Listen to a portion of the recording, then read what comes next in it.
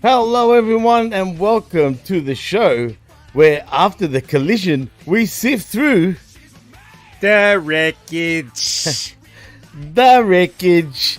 I am your host, Jimmy T. That is the vet, Jaime Williams, and we are live right here on HMG and channelattitude.com, where for $5, not only do you get the realest talk, but also the best talk in all the wrestling. Vet, what is cracking, my friend? And what's happening, man? What a busy week. Yeah. Oh, Jimmy, what? Indeed. Why? Is there something going on today? Is there like a game or something on? Were there any press conferences this week? Anything happen? I've just been hanging out. Well, I was hanging out too, and boy, was I glad I caught that WWE WrestleMania XL40 press conference in Vegas. I know it's a tongue twister. That's right. But your AEW Collision review is the home of all your WWE coverage. Hey, man, sometimes it's a better thing to do, vet. It is what it is. But tell me, no shit, dude. That press conference, I'm going to say it straight, was one of the better shows of 2024 in all of wrestling, shall I say. No shit. I was pretty invested in it. I don't know about you, vet, but I really enjoyed this press conference, man. But what did you think of it anyway? You didn't like it, did you? Oh, boy. Here we go. Tell me, come on, vet. The thing about press conferences is,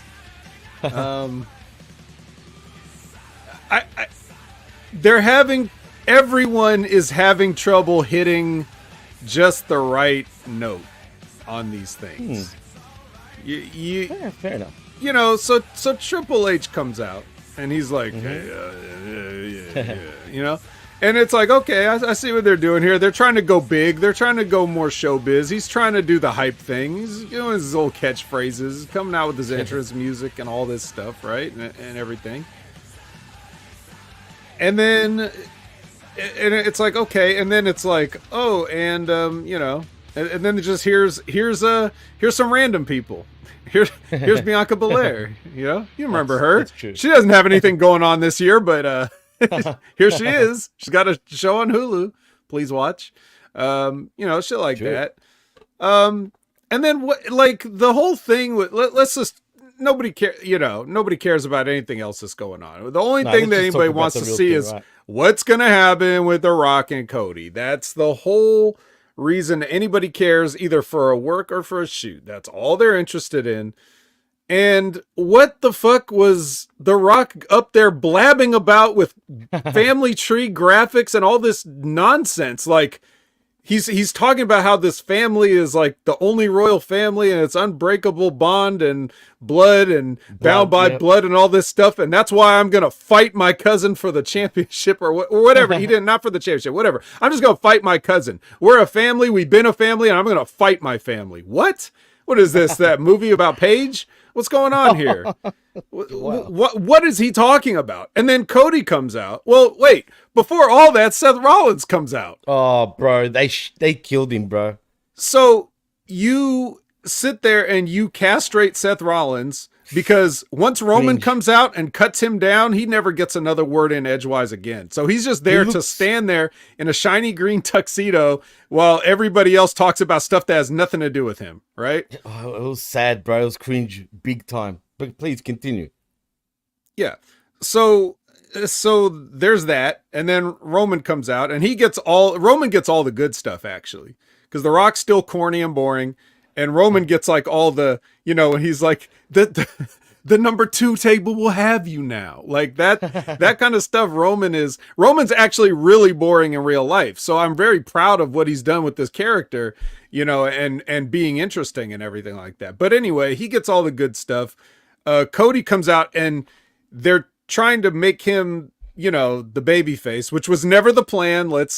Can we stop all this? The whole thing was a work. Can we just stop that? It was not the plan. They're backpedaling. They're walking it back. They're whatever you want to say. But they made Cody look like a whiner. They made The Rock look like an asshole and an idiot. They made Seth Rollins look completely useless. Useless. Yeah. And then and then you know all the stuff, and then the Rock slams Cody. He's like, eh. And he didn't even, or because he was saying shit about his cousin. You don't talk to my family like that. He said your father would be ashamed of you or whatever, and which he would, right? But the whole thing's weird. They were supposed to make it make sense, and they didn't make it make sense. Which that's how you know this whole thing wasn't planned, because the stuff that they plan, the stuff that they have planned out ahead of time, that stuff kind of makes sense when you see it play out. This you can tell is hastily like, oh, what do we do? They don't like it. All right. Well, what if The Rock turns heel? Why would you turn The Rock heel? What about all the little kids that only know him from movies and stuff, and they like him because he was in Jumanji? Like, what are you doing? Why would you confuse the children? I don't understand. The children that like Cody, they could have liked Cody and The Rock. Instead, you turn The Rock for some reason. Nothing they're doing is good. Nobody's happy. Well, to be fair though, Vet, I think, look, when The Rock first came out, he was doing his whole usual, shtick. He's the people's champ, blah, blah, blah. Sweating. If you smell, sweating his ass off with the wife beater the wife beater shirt. And dude, John Enright actually made me laugh. He was saying he was channeling Vin Diesel or some shit, right? And I kind of laughed because I could see where he's coming from. But look, I think The Rock kind of, because they were shitting on him. I mean, hashtag Cody Crybabies. I mean, he did say that on the... So to be fair, look, he did turn heel on Pat McAfee's he needs to have Brian Gewirtz attached to his hip so that he can write stuff like Cody Crybabies. That's the level of Brian Gewirtz's writing. You think it was actually him actually probably was him that came up with that, for sure. He made a whole bit out of it on the Pat McAfee show, and that's why The Rock is lame and uncool, because of shit like that. This isn't fucking 1998 anymore, where he can just name animal body parts and everybody laughs, right? We've become a little slightly more sophisticated since then. So if he's still going to do the same juvenile shit, then that's why people are turning on him, and they're not happy that he's involved in this. Well, look, you know what, the more I think about it, dude, and this is going to be a very unpopular opinion in terms of what you just said, but I'm starting to think it was a work. I know it looks like it's a fucking mess, right? It does. But for me, it was an entertaining mess because they did, in my opinion, got interest going. I mean, everyone was talking about it. Everyone was pretty hyped about it. There was people shitting on it, don't get me wrong. A lot of people were shitting on it. But it got me excited for what's ahead. I mean, surely we're going to get a tag match now at Elimination Chamber, right? I mean, that's what it feels like. And I think they'll announce it next week on SmackDown. So does that mean that you've got your tickets? You got your Dude, flight, I'm pissed off. You got your hotel booked. You've got all your stuff right now that The Rock is going to be there. Well, I've seen The Rock which they still may not, actually. Well, if it doesn't happen, then I'm happy. I won't go. But I was about to book shit. But get this, dude. It's either I pay... Look at it. It's bullshit, bro. Who the fuck pays $2,000 to go to the other side of your own country, bro? Including tickets to the wrestling, obviously, to Elimination Chamber, tickets for a hotel, and the plane ride, right? But the plane is $1,000 with no stopover. But get this.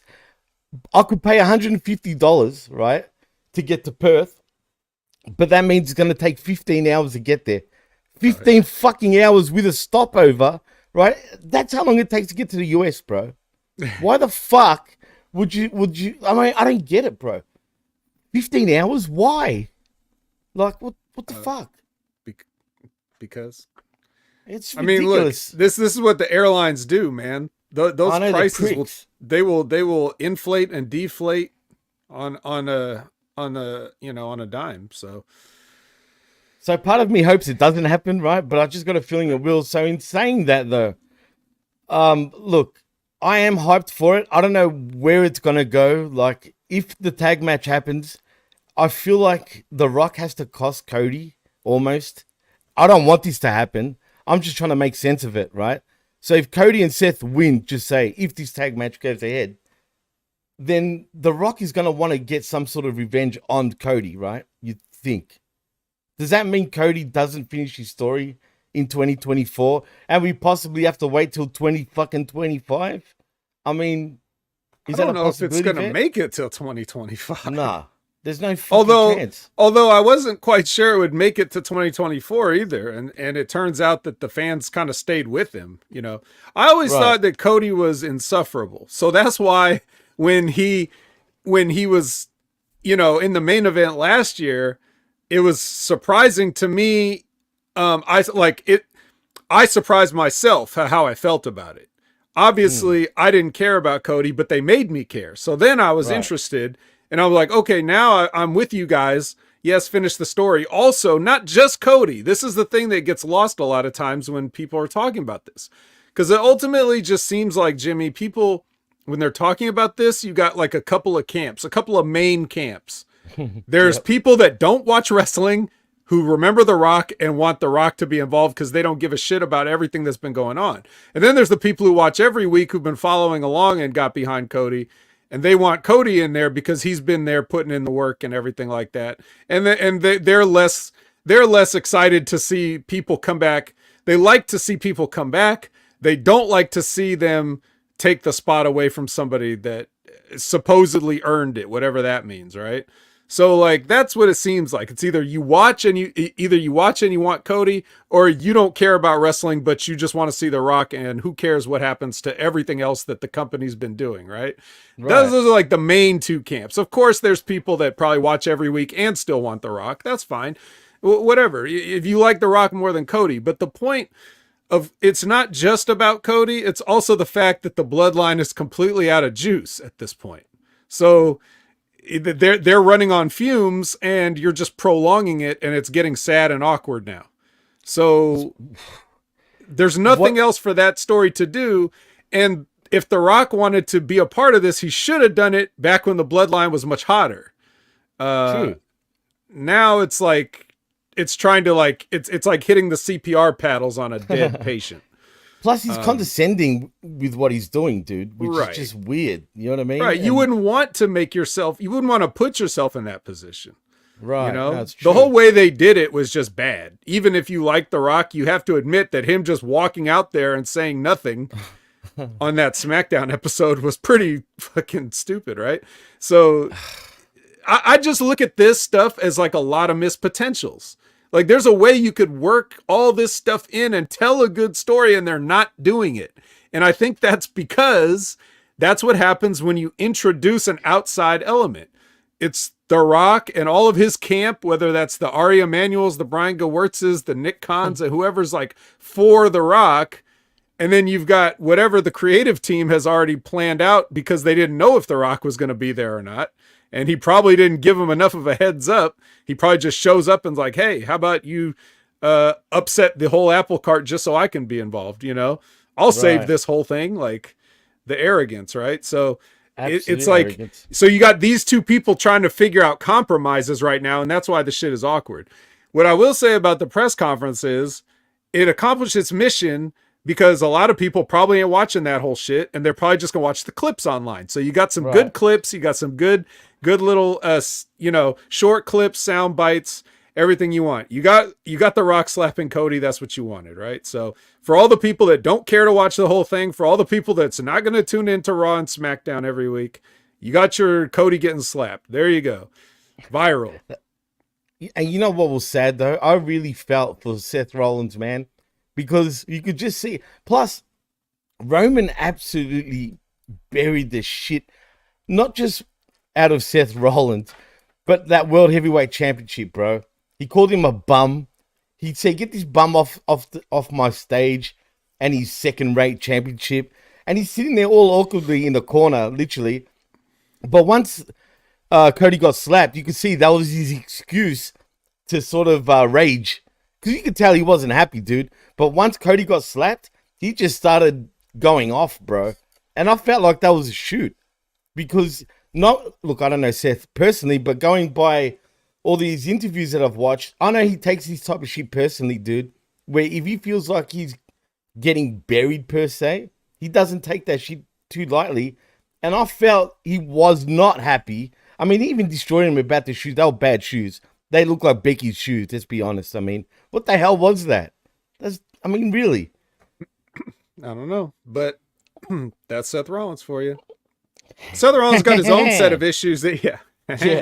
Seth Rollins got his own set of issues that we've documented in the past, or I've documented in the past, and we don't need to go into all that because this is an AEW Collision review. But just, you're right. I mean, just awkwardly, just standing there, like the whole situation is it's not great, but they still got a couple of months. Actually, that's the thing. They're acting like WrestleMania is tomorrow. And there's actually like a lot more TV left to go. So I don't even know if they can sustain this, that's something that the WWE has done in recent years where they're like, as soon as the Rumble's over, everything in WrestleMania is very predictable. It should take a little bit of time to get there because you always have that couple of months. And it's like they shotgun everything right after the Rumble and act like the card's getting built right there. So What's the hurry? Just relax. Right, take it easy. Exactly. Relax. It's like they're panicking, bro. Like they're literally panicking. Yeah. But then you've got the other weird aspect of Roman and Rock. Well, yeah, like what is that about? Like you're about to fight. What was this going to be? The finger poke of doom? Like what the hell was going to go on here if Cody didn't come out? What if Cody just sat in the back and then you guys do your little Carl Weathers and Arnold Schwarzenegger Predator pose, and then that's it. R.I.P. to Carl Weathers, by the way. Yeah, the great Carl Weathers. Absolutely.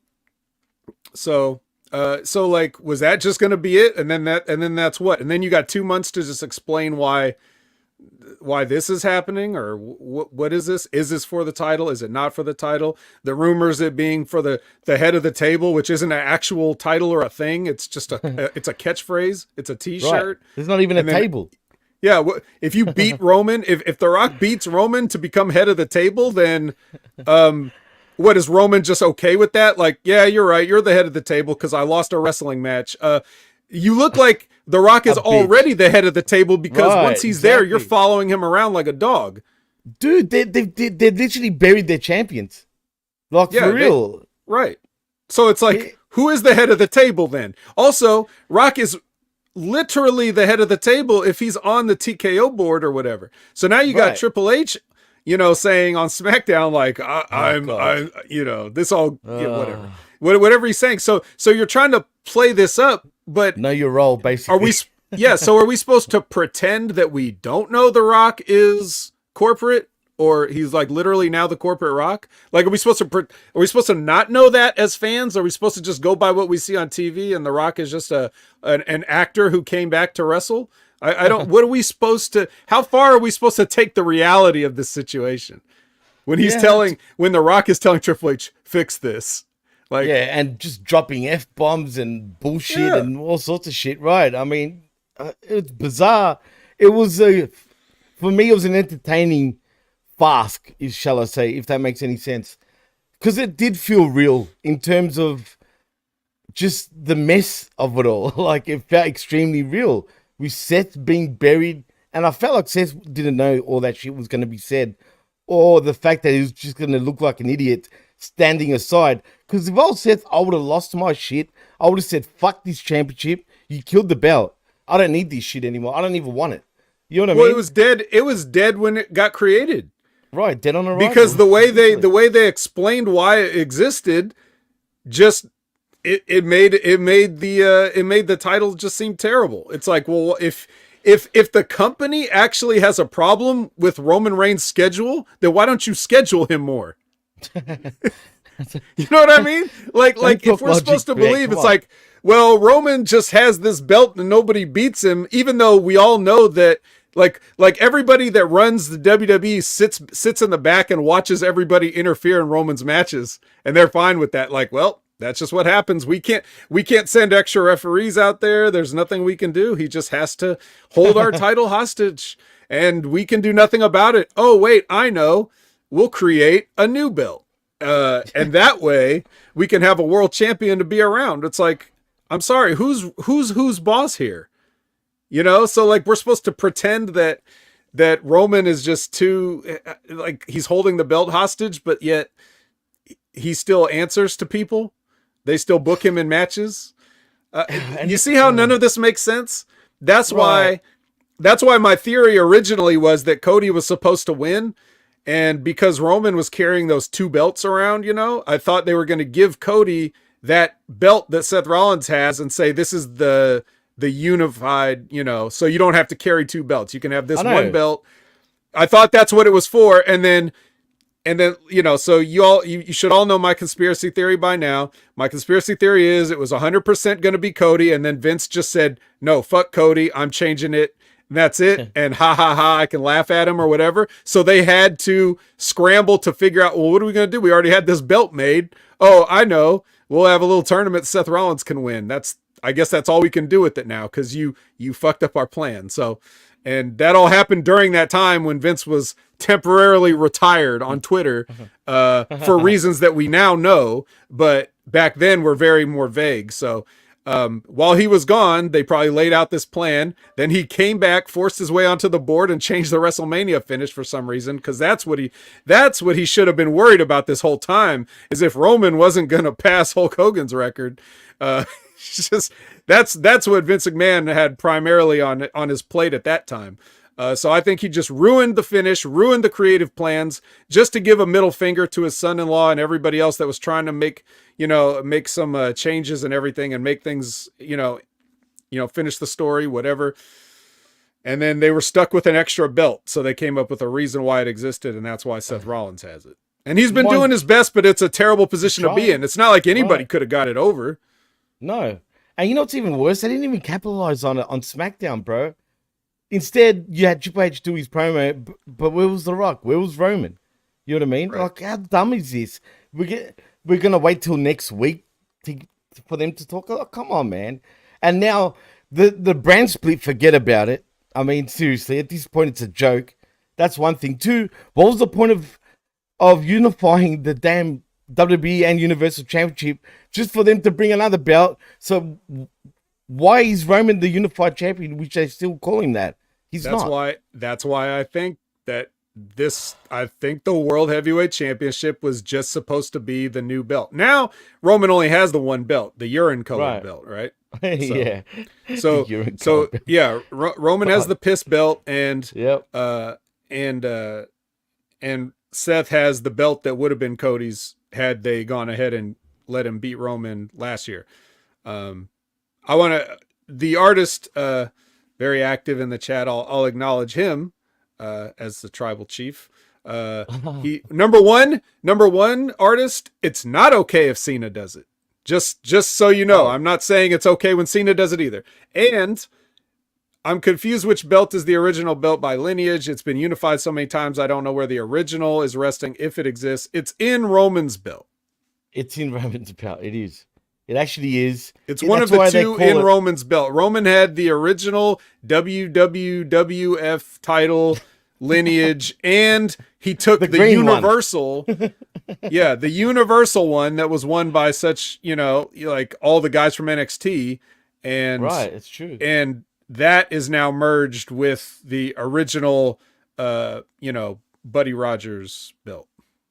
And just quietly, in case you're still confused about Roman's belt, and I'm talking to the artist, the returns, basically the WWE in the Undisputed Universal, the WWE Undisputed Universal Heavyweight Champion, the WWE part is the WWE Championship. Classic.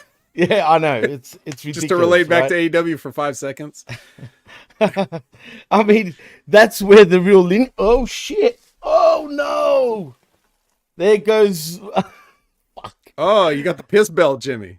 Oh, man. See, I just got punished by the fucking Rock. Oh, no. For saying that. Was that a Zoa energy drink? Dude, it's like I pissed my pants right now live on the air, but instead a whole bunch of lemonade just went on me. So thank you, lemonade. That's a first, actually. But no, look, at the end of the day, pal. Content, absolutely content. That's a first. I've been doing this shit now for what? Nearly 5 years. I've never had a drink just gas me up like that. But anyway, forget that. In saying that, look, it's a funny little situation. I don't know what's going to happen. No, I don't think none of us are. But the last thing, and we'll move on, Vet. After that, it's not yellow. This one's clear, by the way, Richo. But are we going to get Cody finishing the story, or is it still up in the air, even though it's been announced? It's up in the air. It's definitely up in the air. And no matter what they do, and no matter how many times they have to change plans, they can always say this was always the plan because we don't know. So they'll be able to say that, even though I'm damn sure it was not. It was just people not reading the room and not being, in touch. That's all. So it comes across as a whole bunch of like fourth graders arguing it right now, man. And like we said before, Roman is a lapdog now, plain and simple. He's just a little puppy to his little rock. And I just don't like how they're portraying their head guys. You know what I mean? And Cody hit it at the park. I was worried about it with what he said. He did good enough. The fans responded. But look, we'll see what happens this week on SmackDown. I don't know. I'm not like that excited. It's weird, but it is what it is. But let's move on to Billy Jack Haynes. Okay. Who apparently allegedly murdered his wife. But let's be honest, Vet. I think you and I both know for at least the past 20 to 25 years, he's been one delusional guy, man. I mean, he lies. He was lying all the time. He comes up with all these weird stories. And him doing what he did, for some reason, didn't surprise me, dude. And, it's sad, but is it really surprising with what happened? I mean, I guess it's a little surprising because it's so harsh, but right. Who knows? I just I don't know a lot of the details. I just heard about the basics, and the stories about Billy Jack Haynes over the years is that he's always been an off kind of guy. Right. And that he's been suffering from mental, health issues, of course. Yeah, I can understand in later years, like maybe CTE, things like that. But I'm talking about people that were around him in his prime have also said, like way before CTE could have even set in, that he was just always one of these guys that could snap at the drop of the hat. And he was a tough guy, dude. Yeah, it's very, very tough, very strong, angry. But then other people have said he was really cool. So I guess if he liked you, he liked you. But he just, he could be prone to fits of rage or whatever the case. So he probably always had some degree of mental issue, which, a lot of people have to do to be a wrestler in the first place. Well, yeah. There's got to be something wrong with you if you voluntarily want to be a wrestler. So, I guess ultimately it's not too surprising, but it's still sad. And it's too bad that, this couldn't have been avoided somehow, Crazy, man. I mean, it's just a crazy, I don't know, man. I don't know what possessed him. Like I said, I don't know exactly the details, but knowing I've watched a lot of Billy Jack Haynes shoot interviews over the years, right? And look, I was never the biggest Billy. Look, he was a little before our time, if you know what I mean. I mean, we were fans in the 80s when he was around. Don't get me wrong. Yeah. But really, he wasn't like the biggest star, especially in WWE. He was more known, in other promotions than WWE, for example. But it's a sad situation. It is what it is. And unfortunately, another wrestler does the evil deed. And, it's just weird. 2024, we're only in February, Vet. And look at all the shit that's gone down in 2024, dude. Yeah. Some of the stuff is carried over from previous years and many years. Yeah, of course. But I'm just saying, though, considering what's been happening, there's been a lot of shit that's gone down in 2024. Yeah. And in saying that, did you want to say something? No, I was just going to say, I'm already tired of making the shit joke, Like, it's already to that point when people say a lot of shit happened. It's like, Yeah, because get it? Like I'm already tired of hearing that, I didn't mean it like that. I would have made a joke if I did. No, I know you don't, but that's the point. Like, we use that phrase so much. It's like, it's always, that's just how we talk, So it's ruined that. Vince McMahon's ruined shit for us. Thanks a lot. I know, and I can't stop thinking about him every time I say shit now. You're right. It's true. Yeah. But yeah, it has been a crazy year. And Chris Winland is asking if we have any thoughts on TNA firing Scott D'Amore. I don't, because I don't know what the hell that's about. I haven't had a chance to even like sort of investigate that or follow up on it or try to look into it. I have no idea. It seemed to just come out of the blue. And I also wouldn't trust any sources that would come out to even have any real information at this point. Well, just stooges, According to our very own MSG, who, we did the Uncaged yesterday, he was telling me that supposedly they didn't want to pay him the money that he was asking for. And, he wanted more money. They said, nope, we don't give a shit. We just want to use the bare minimum, because apparently he went over budget, like very over budget. And Anthem weren't happy about that. Shit. If that's over budget, then I would hate to see under budget. I know, but yeah. What was the budget? The budget was taking an RGB spotlight and sticking it in the hallway? How much does that cost? $100? Hey, the energy bills are getting high now, Vet. Come on now. I mean, hey, they turned off the lights, didn't they? A lot. Yeah. Just saying. Remember? Hashtag turn on the lights. Yeah. Or turn off the lights. Well, they're off now, at least for him. But yeah, you don't just like, if you ask for a raise, you don't always just get fired. Most people just say no. Like, you can still keep doing the job for the same amount of money. So if that was the case, he could have walked out, which I don't think he would have done. So I don't know. Yeah, well, look, I don't know how true that is. Is just what MSG said. I mean, take that with a grain of salt, obviously. I don't know where he got his... No offense to MSG, but it's like, I have to take every second, third, fourth hand bit of information with a whole shaker. No, it's true. I don't know if you had any inside word about it, but yeah, look, we're just speculating. It might not even be about that, but I've also heard that he's done some sexual sort of weird shit in the past that could have caught up to him. So I don't know how true that is also. But if I was AEW, I would go all out and sign this guy, man, right now. TK needs someone to do his show properly with a budget. Imagine he had a budget, like an unlimited budget. Scott D'Amore could do some wonderful things for not just professional wrestling, but AEW as a whole. I don't know. Really? Trust me, as somebody that watches Impact every single week for years, I don't even know what I can give him credit for. Like, how am I supposed to know what's actually Scott D'Amore's idea? For all I know, he could put on everything on the show that I hate, and it could be other people that are coming up with stuff that I like. So I don't know.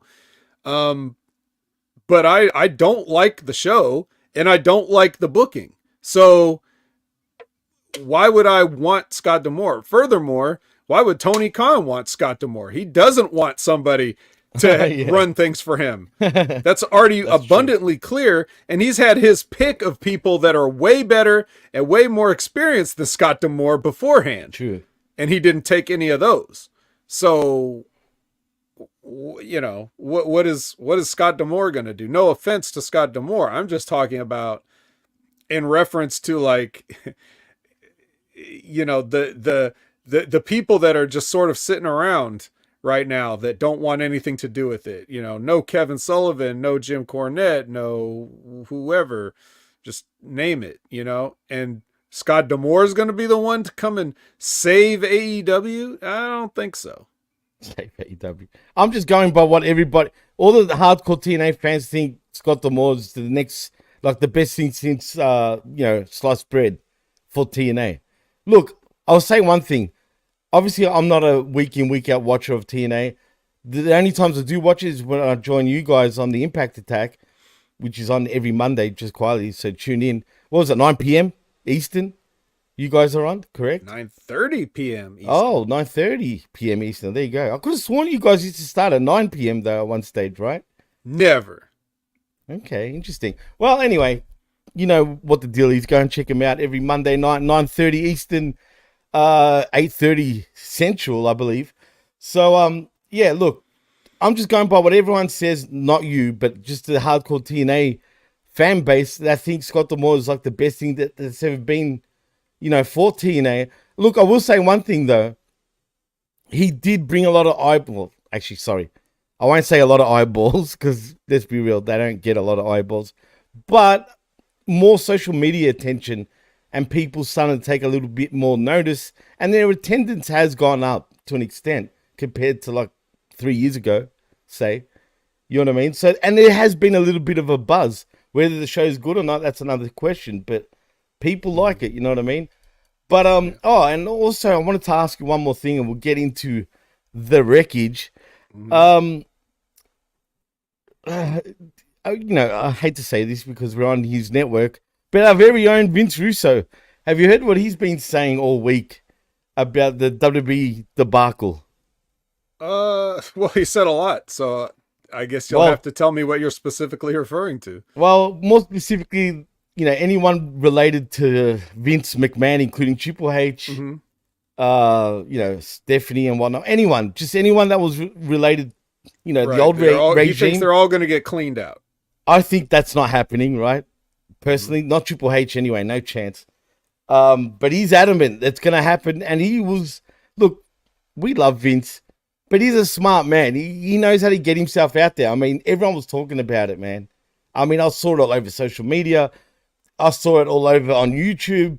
People reporting on it left and right. So he knows what he's doing in terms of marketing himself, which is great. But do you think he truly believes what he said? Or he's doing this just to, you know, get himself out there? The way I would describe Vince Russo is the stuff that makes sense to him makes sense to him. So I understand why he believes that they would want a clean house, because a lot of times, you know, when there's like a merger or a takeover or any of those type of situations, a buyout, you know, whatever. And he was, you know, he was around, kind of involved in the AOL Time Warner thing. You know, obviously times change. Like, I don't think anything in the world is the same as it was 20 some years ago, but some things never change. Right. And a lot of times when the new management comes in, if there's some sort of something that's perceived to be a problem, they're going to cut that out and anything related to it so that there's nothing left, you know, just to make sure.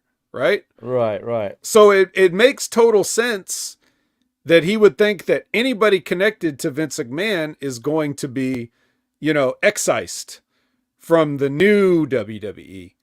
I would tend to agree, and some of those people may be gone. Like, if you want to talk about like a Michael Hayes, for example, just been hanging around, you know, scratching and clawing, just hanging around. Right.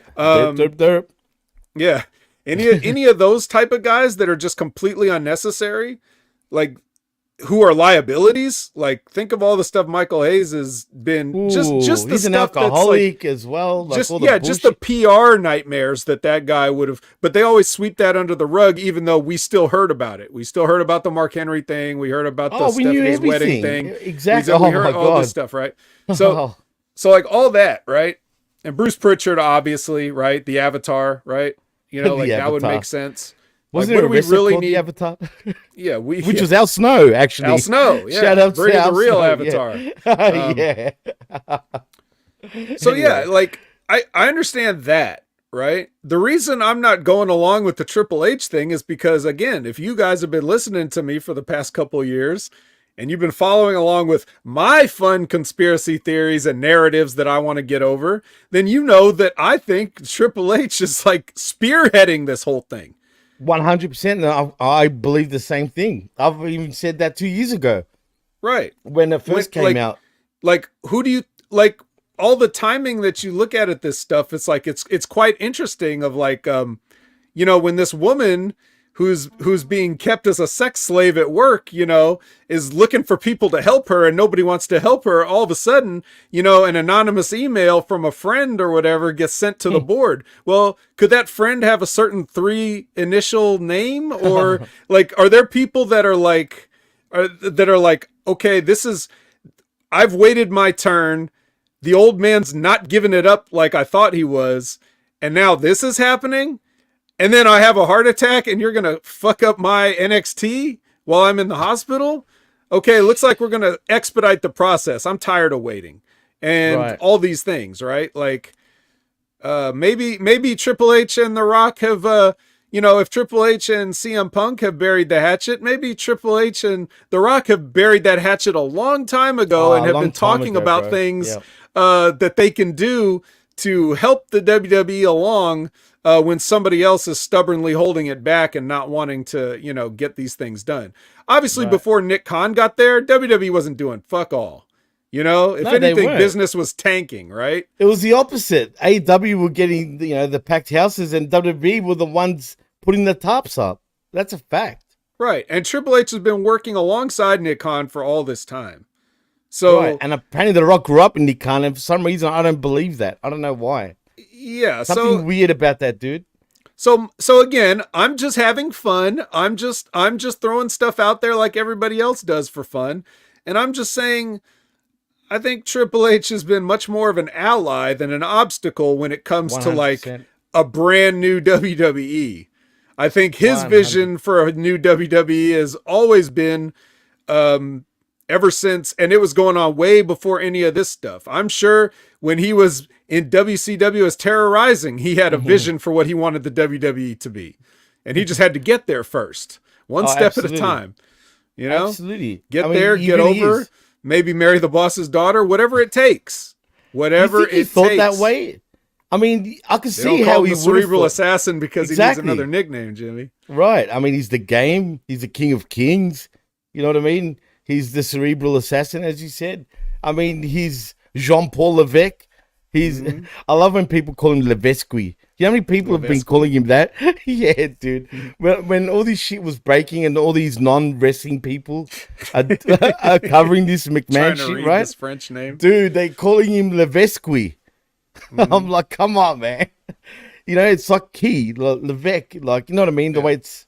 But anyway, but I find it hilarious. But anyway, in saying that, I agree with you 100%. That's why I needed to know your opinion. So I think on that. So I think that's a thing that Russo may not take into consideration because of his own heat with Triple H. So he would probably subconsciously, what he's saying he would like to see that guy gone because he still has, he still holds a grudge with all these guys he's held a grudge with, whether it's Hunter, Heyman, whatever. I think one of the things that he like really is upset about things that Triple H has said in the past, but I think the things that Russo is upset about is stuff that Triple H was saying, but they're Vince McMahon's words and he doesn't believe them. And like whatever he said about for everything. Yeah, whatever he said about China, like that was what he had to say is because he's saying what the company's saying, but I don't think that's what he believes. Look, obviously he was in love with this woman at one point. I'm sure he wants her to be in the Hall of Fame. I'm sure he wants everything to be taken care of, but he wasn't the one that was able to make those decisions. Right. And I know that Russo was friends with Joni, and that's why he takes this shit so personal. But I think he forgets that he has to be persona non grata with Triple H because A, that's the company line. Hey, this guy doesn't exist. And B, he keeps talking shit about Triple H. So he's not in any hurry to like be best friends with Vince Russo again. Like I understand that. Or like when he says that, there'll never be another John Cena in the WWE. Yeah, he said that to Ryback, but he was saying that through Vince McMahon was saying that through him. Yep. That's not what Triple H believes. Of course, Triple H believes that there should be stars in wrestling. Of course. Right. Absolutely. And you're kind of seeing it now. He's trying to get guys over. So I just think that, if you really pull back and take the personal issues out of it, I could, he'd probably really see how Triple H would be like the one guy who wouldn't get cut out of this whole deal. But, I agree. That's just me. What do I know? No, I agree. I think we're the most. You and I are probably the ones that actually, call it how it is. Even though we're on Vince Russo's network, and we love Vince Russo. Obviously, I mean, Yeah, shit. what is the We're just giving I think Vince Russo would be disappointed if we didn't speak our feelings. That's a fact, because that's what Channel Attitude is all about. That's right. And, it's no secret. I mean, hey, if he doesn't like our shows, he's quick to give it the flick, if you know what I mean, like he has with a few other shows. You know what I mean? Heck, he gave us preference of the Rampage review over, PJ Polaco. In other words, what's it called? My God, Just Incredible. Who was formerly doing the Rampage review. And, they got, they're not on Channel Attitude anymore, and we still are. So that's a good thing. And he does retweet our shows, Vet. So I don't know if he's listening, but he might, but who knows? But anyway, in saying that, I think that really covers everything, though, Vet. With the news, we spoke pretty much almost an hour. So I think it's time we sift through the wreckage. The wreckage. I love it, dude. Ever since you said that, I can't stop doing it myself now, man. That's thank you. Sorry that the Bears aren't gonna be in the Super Bowl today. Oh, speaking of, dude, come on. I mean, are the Kansas City Swifties winning the Super Bowl today? Surely. I mean, man, if everybody's sitting here talking about Rock and Cody and all this other stuff, you want to talk about a work? This shit is locked in. It's bad, dude, because you are not going to break the hearts of all the Swifties. It's not going to happen. And you know what's happening after that? The referees will turn that field yellow if San Francisco tries to go against the script. Wow, imagine that, dude. If Kansas City wins, I know there's been always that rumor and innuendo about the NFL being fixed. Not just the NFL, but even the NBA. People think. But the NBA is confirmed, dude. The refs, what the fuck? The ref wrote a book. Yeah, dude. Yeah, but what about recently? Did you hear about recently what happened a few weeks back? Not really, but my God, bro, this was blatant. When I say blatant, the ref was fucking up. What game was it, man? No shit. The ref just was fucking shit up, dude, on purpose. It was sickening. I couldn't believe what I was seeing. I was like, wow, this shit is for real. Like they were cheating, man. I can't remember what game it was. You don't even have to get to the refs. You don't have to get to anybody. You only have to get to a couple of people, Right. Like, right. you ever notice these? You ever notice these curious fumbles at certain times, or bonehead interceptions the fool, for example? Yeah. For example, yeah. I had the professionals like that look like idiots half the time doing that shit. It doesn't make sense, bro. Right, they're not even doing a good job at doing the work anymore. Especially the ones I remember watching Shaq and the Fool, dude. No shit, they were doing Ring of Rosie at one stage and couldn't get the ball. Two teams, bro. They're running around like idiots, like in circles. Like, what the fuck is that? Jimmy, I'm sure you've seen the movie, the classic film Blue Chips, right? Starring Nick Nolte. Love that movie, bro. Old school. Yeah, bro. Absolutely. Come on. If anybody hasn't seen Blue Chips and you still want to talk about this, movie's 30 years old now. If you want to talk about whether sports is real or not, go watch Blue Chips. That's a great movie, though. Yeah, absolutely. I know it's a movie. I know the movie's not real, but why did they make this movie, bro? Why did they read between the lines, walk between the raindrops, read the tea leaves, as Stevie Ray would say, the great Stevie Ray, also on Channel Absolutely. Attitude. But yeah, it's Nick Nolte, like, he's like, I coached a fixed game, All right, so Blue Chips, everybody. Movie. Also, film debut of Shaquille O'Neal. So yeah, speaking of Shaq and Penny Hardaway, absolutely. I used to love Penny, man. Yeah, enough of the real sports, though, Vet. Or actually, sorry, what real sports? What am I talking about? The fake shit. This is the real shit. So I think that's. Oh wow, actually, one more thing. It is AEW related. Okay. So I guess it's confirmed that it's going to be a game changer, Vet. Like one of the biggest things in all of professional wrestling. Money. Money. Mercedes Moné is confirmed AEW 5 weeks or 4 weeks now from Wednesday. I mean, are you pumped? It's Boston. They're going to get their cars and they're gonna and, they, and they're gonna fly to see the Mercedes Moné. I mean, come on, bro. That was the announcement. I can't believe the announcement was that they named one of their shows in the future. That's a terrible announcement. It's terrible, bro. I would have just said, well, you could have just had him just come on the show and say that without announcing that he was going to announce it. Right. Just say that you signed it. Stop acting like a little stupid idiot, like a little kid.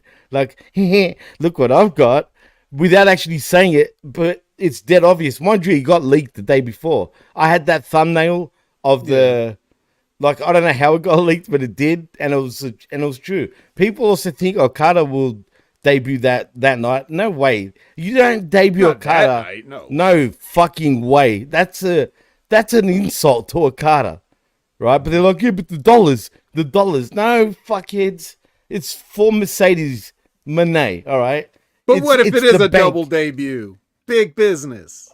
Big business. Well, sorry, man. You don't do that for Okada. That's taking the shine off him, dude. If you do that, it's a waste. Bad. But if you forget, in that one appearance, they were together as champs on that one show. Remember they ended the show in the ring together. That's right. Yes, you're right. It's true. Maybe they're going to be a team too. The money, the bank statements or something. I don't know. Yeah. Why not have an intergender faction? Come on. What would you call it? Chaos? I think that's taken. We had a chaos main event here, so that's exciting, but that's just a sneak preview for later. Actually, we did. But yeah, dude, I feel like I'm the only person that still likes Mercedes anymore. Everybody just hates I like her. Now, I like her. I've got no issue with her. She is a bit of a prima donna for a female wrestler who probably puts herself a little high on a pedestal in terms of like star power and whatnot. She is a star in terms of female wrestling, absolutely. She is one of the best in the game for female wrestling. But let's be honest, is it really that much of a game changer that like Tony's alluding to? We'll see.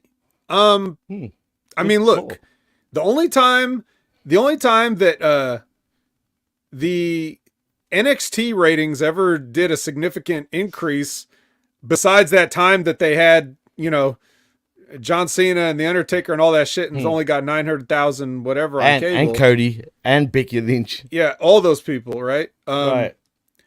Before that, the only time it ever went anywhere over 600,000 people or approached that was when Sasha was on. So, so she does get a certain amount of people to watch.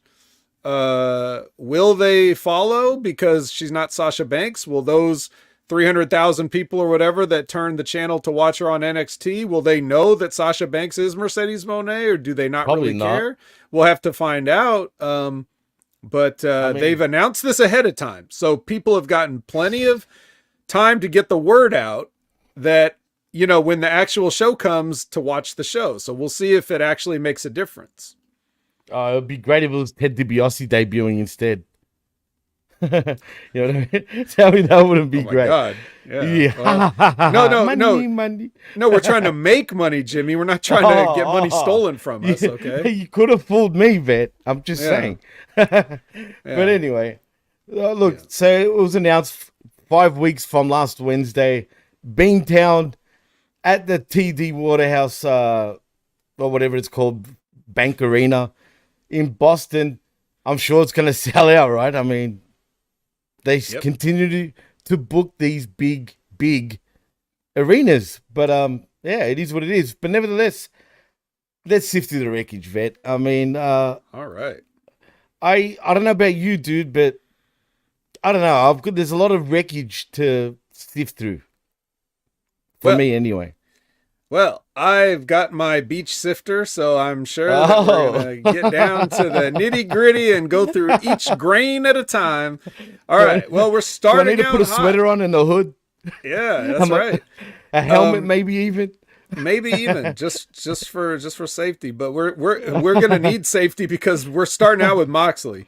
So safety is a priority for all of us right now, because he and Claudio are going to make their way through the audience and they're gonna face some of the CMLL competitors that you've seen maybe hanging around here and there. I haven't seen these guys get any ring action yet, but I've seen them around, and we're talking about Star Jr.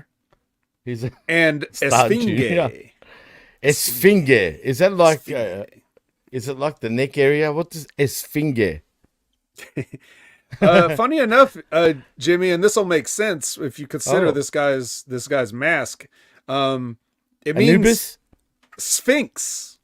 Oh, there you go. So I was half right. You're right, exactly. Yeah, well, he's got the Anubis mask, but we're going with Esfinge.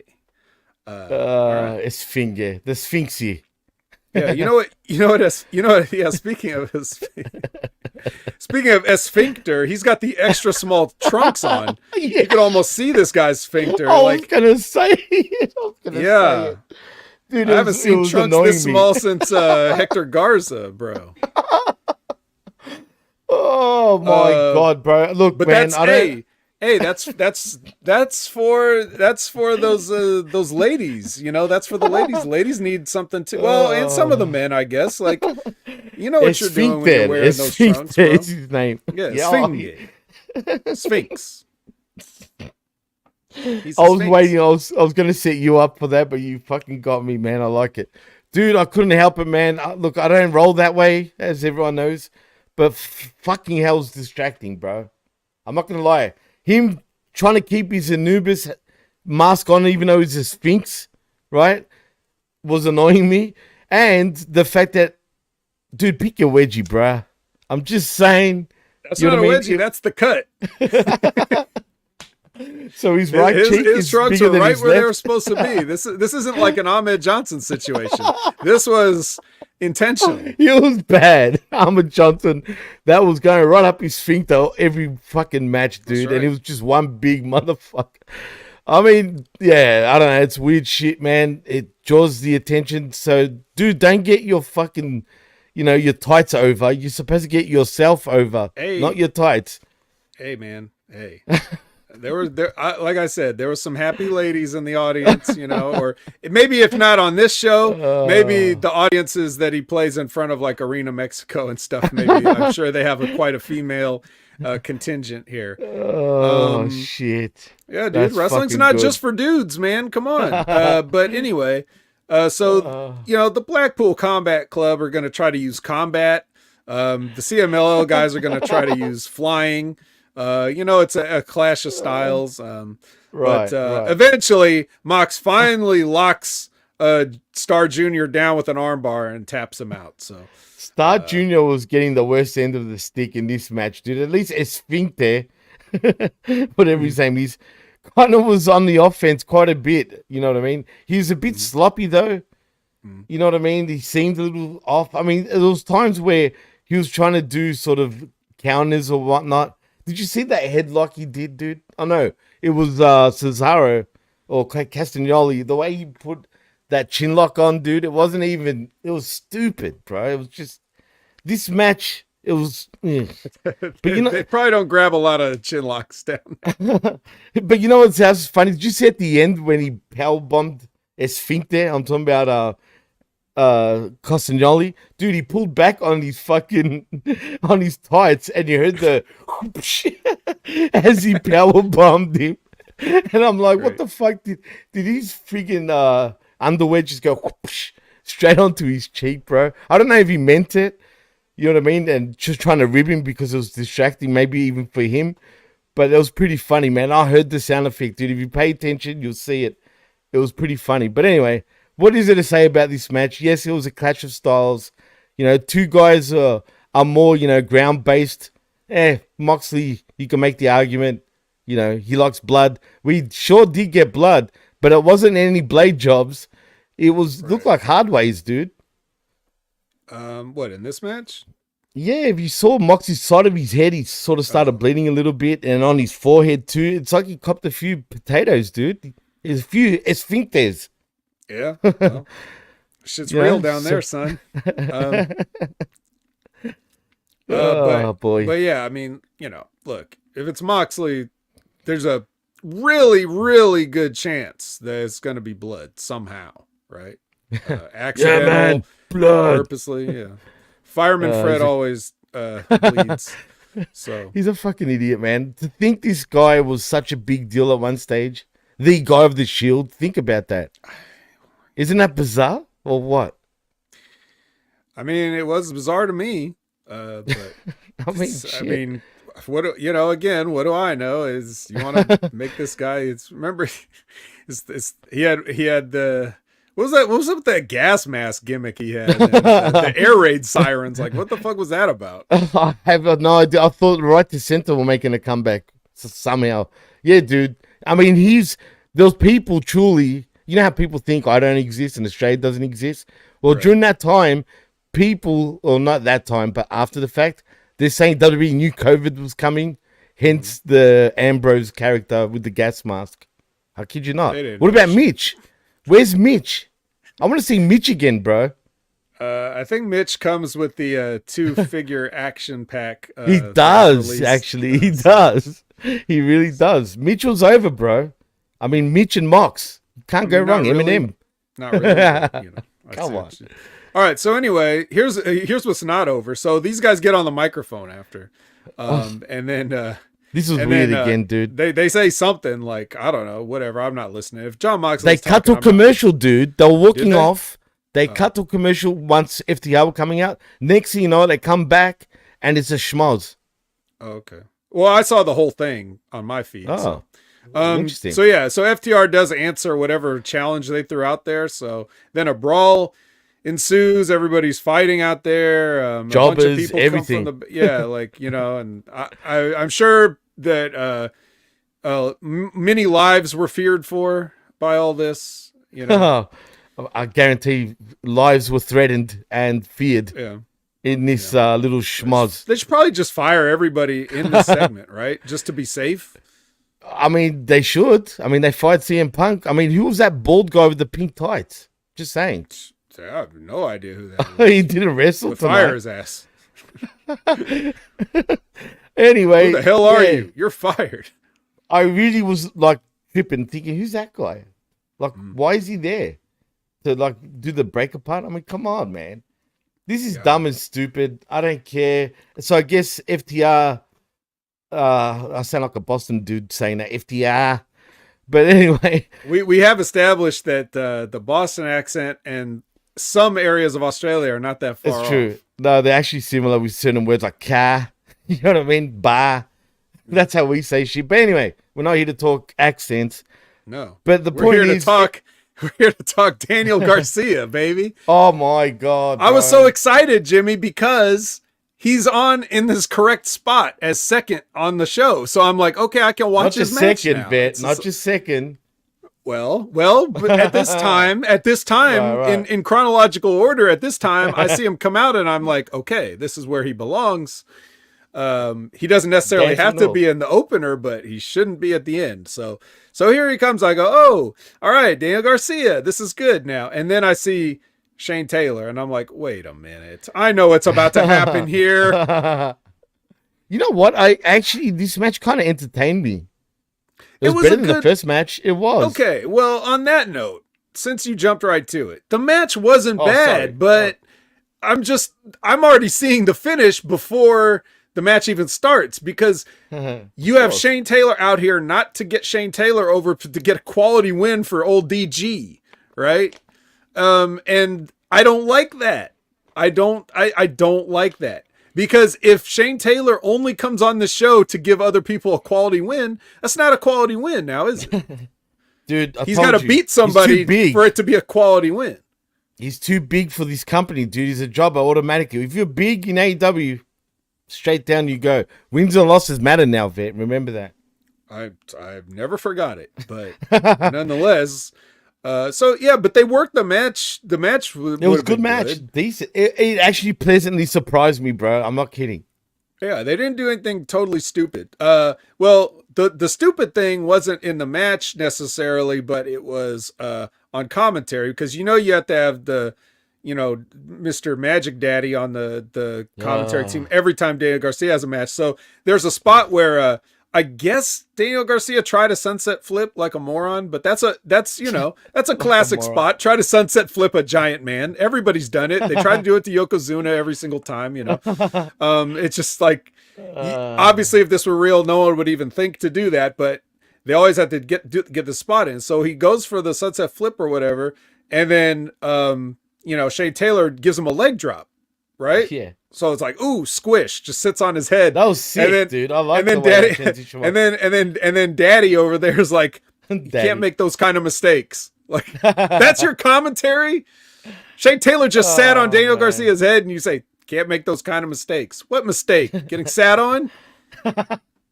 He's a freaking Or idiot, trying to bro. sunset flip a giant man. Maybe that's the mistake he meant. So, dude, when was the last time they've used the term sunset flip? Think about that for a minute. I'm telling you, I haven't heard sunset flip in quite a while. Now it's they say some Spanish term, bro. Yeah, I don't know what Sunset el sunset. You know what I mean? Something like that. I'm just saying, dude, I have not heard the term sunset flip in a long time. No shit. Just like small package you didn't have and roll up. Excalibur out there, so you're going to hear the original names of stuff That's sometimes. True. Like, why can't we call a roll up a small package anymore? I don't know. What happened to that? You know what I mean? Another one gone. Inside Cradle. And that too, Inside Cradle. That's the OG one, actually. And then it became small package, and now it's just a plain old candy bar. It's a candy bar. That's all it is. It's a roll up, bro. I like roll ups actually, but anyway. Yeah. So so eventually, so this is the part of the finish that I'll tell you what I like about the finish and I didn't like about the finish. Right. Okay. Go for it. They go for the same spot again, but this time Daniel Garcia moves on the leg drop, catches him, puts him in a knee bar, and taps him out. So here's what I like about that. It doesn't matter how big you are, a joint lock is a joint lock. So if you catch a knee bar on some guy, that's gonna do it. But here's two things I didn't like. Number one, and this is not as big of a deal as it will become later, but number one, that's the second tap out in a row. So if you're looking at the booking of this card, this is number 2 back to back. Second, Shane Taylor just laid in the ring and pretended to reach for the ropes for like 15 seconds before he finally tapped out. I hate like that, he didn't dude. make any. Obviously, he could have dragged himself over to the ropes. Come He's on, much a bigger big and stronger. dude, right? Come on, man. So I would have be at least real. liked to see an honest effort. But here's the thing. And this is something that everybody forgets when they're submission specialists, right? Okay. Submission specialist. A joint lock is a joint lock. All right. Right. It's a warning. In MMA, when you get somebody in like an ankle lock, a knee bar, a kimura, whatever these things are, it's there to let you know, I will break this if you don't tap out. Absolutely. That's it. You don't actually do it as hard as you can. You do it enough to let them know that you got them and give them the chance to give up, right? So they got to give up right away. Well, exactly. Shane Taylor needs to give up right away if he's caught in a knee bar so that he doesn't bury the hold and so he doesn't bury himself for just looking like just laying around like a beached whale, not reaching the ropes. He was doing the Nana dance like on the floor pretty much, dude. Yeah, so you gotta like, if you're gonna do that finish, you gotta catch him in it. He's gotta really struggle to reach the ropes, and then like as he's almost to the rope, like he scoots like it's oh shit. You know, you have to have a sense of urgency in this, and then right when he's like fingertips away from it, that's when he like, nope, too late, I gotta tap out. Because then you put over the urgency of the knee bar, you look like you tried to escape instead of just lay there and stick your arms out, and you're putting over the danger of I know I'm better than this guy and I'm bigger than this guy, but damn it, if he breaks my knee, I'm going to be out and I can't make any money. So that's the story that you're telling. So if you're going to do that finish, you have to do it that way. If anybody remembers WrestleMania 21 with Kurt Angle and Shawn Michaels, where Kurt Angle has an ankle lock on Shawn Michaels for like 6 minutes, it's like, oh God, it doesn't work like that. If the guy doesn't give up, you just break his leg. That's it. Right, exactly. Sick. Spot on, man. It's stupid. It buries yourself. It buries the move, like you said as well.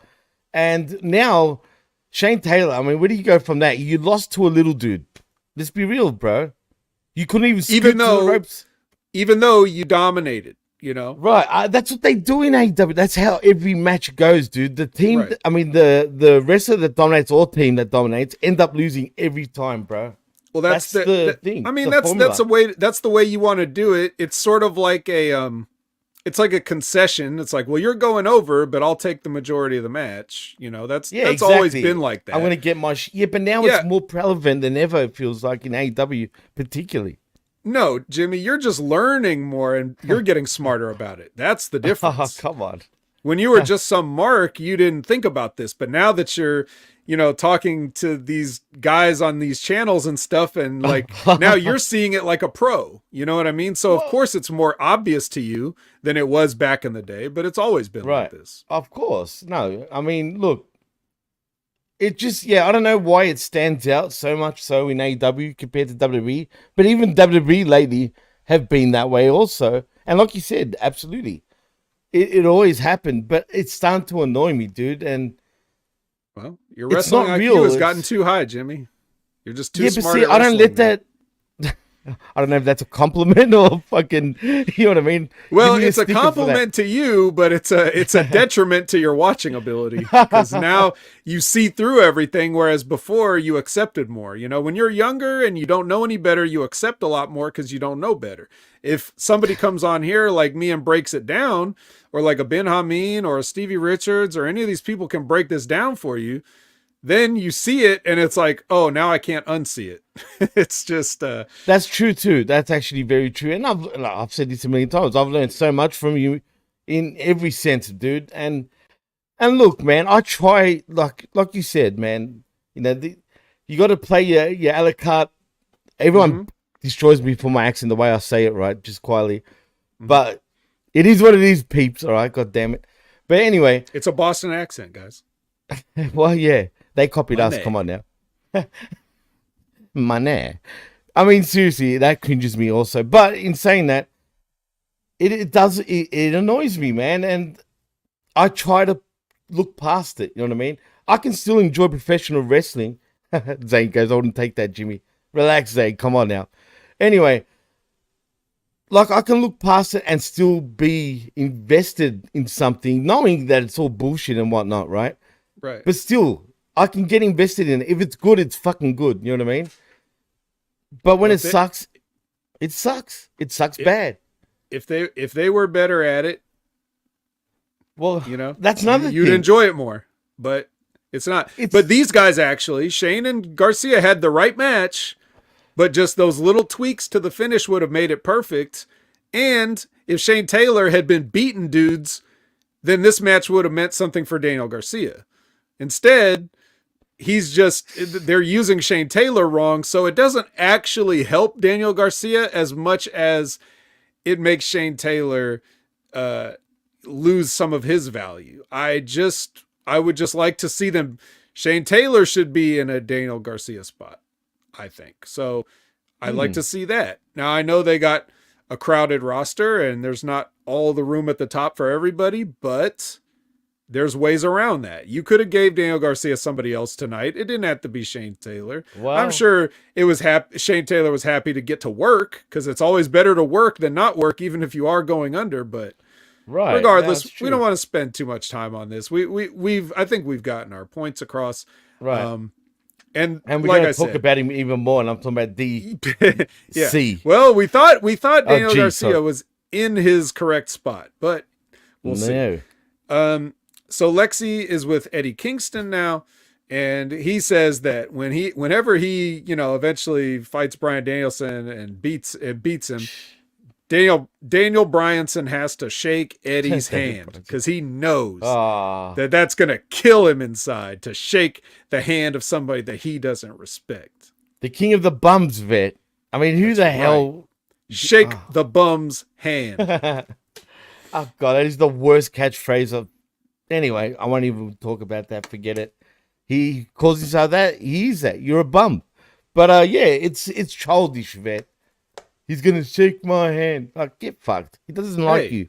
Hey, you leave Eddie Kingston alone, all right? He's one of my a la carte items.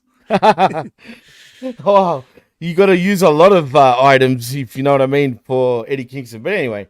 Yeah, well, so you're not going to see Danielson tonight because he was at the New Beginning in Osaka taking on Zack Sabre Jr., which I need to hurry up and finish this review so I can go watch. But anyway. Yeah, I want to watch it too, man. I'm actually intrigued by that match again because it's always fun with them two, man.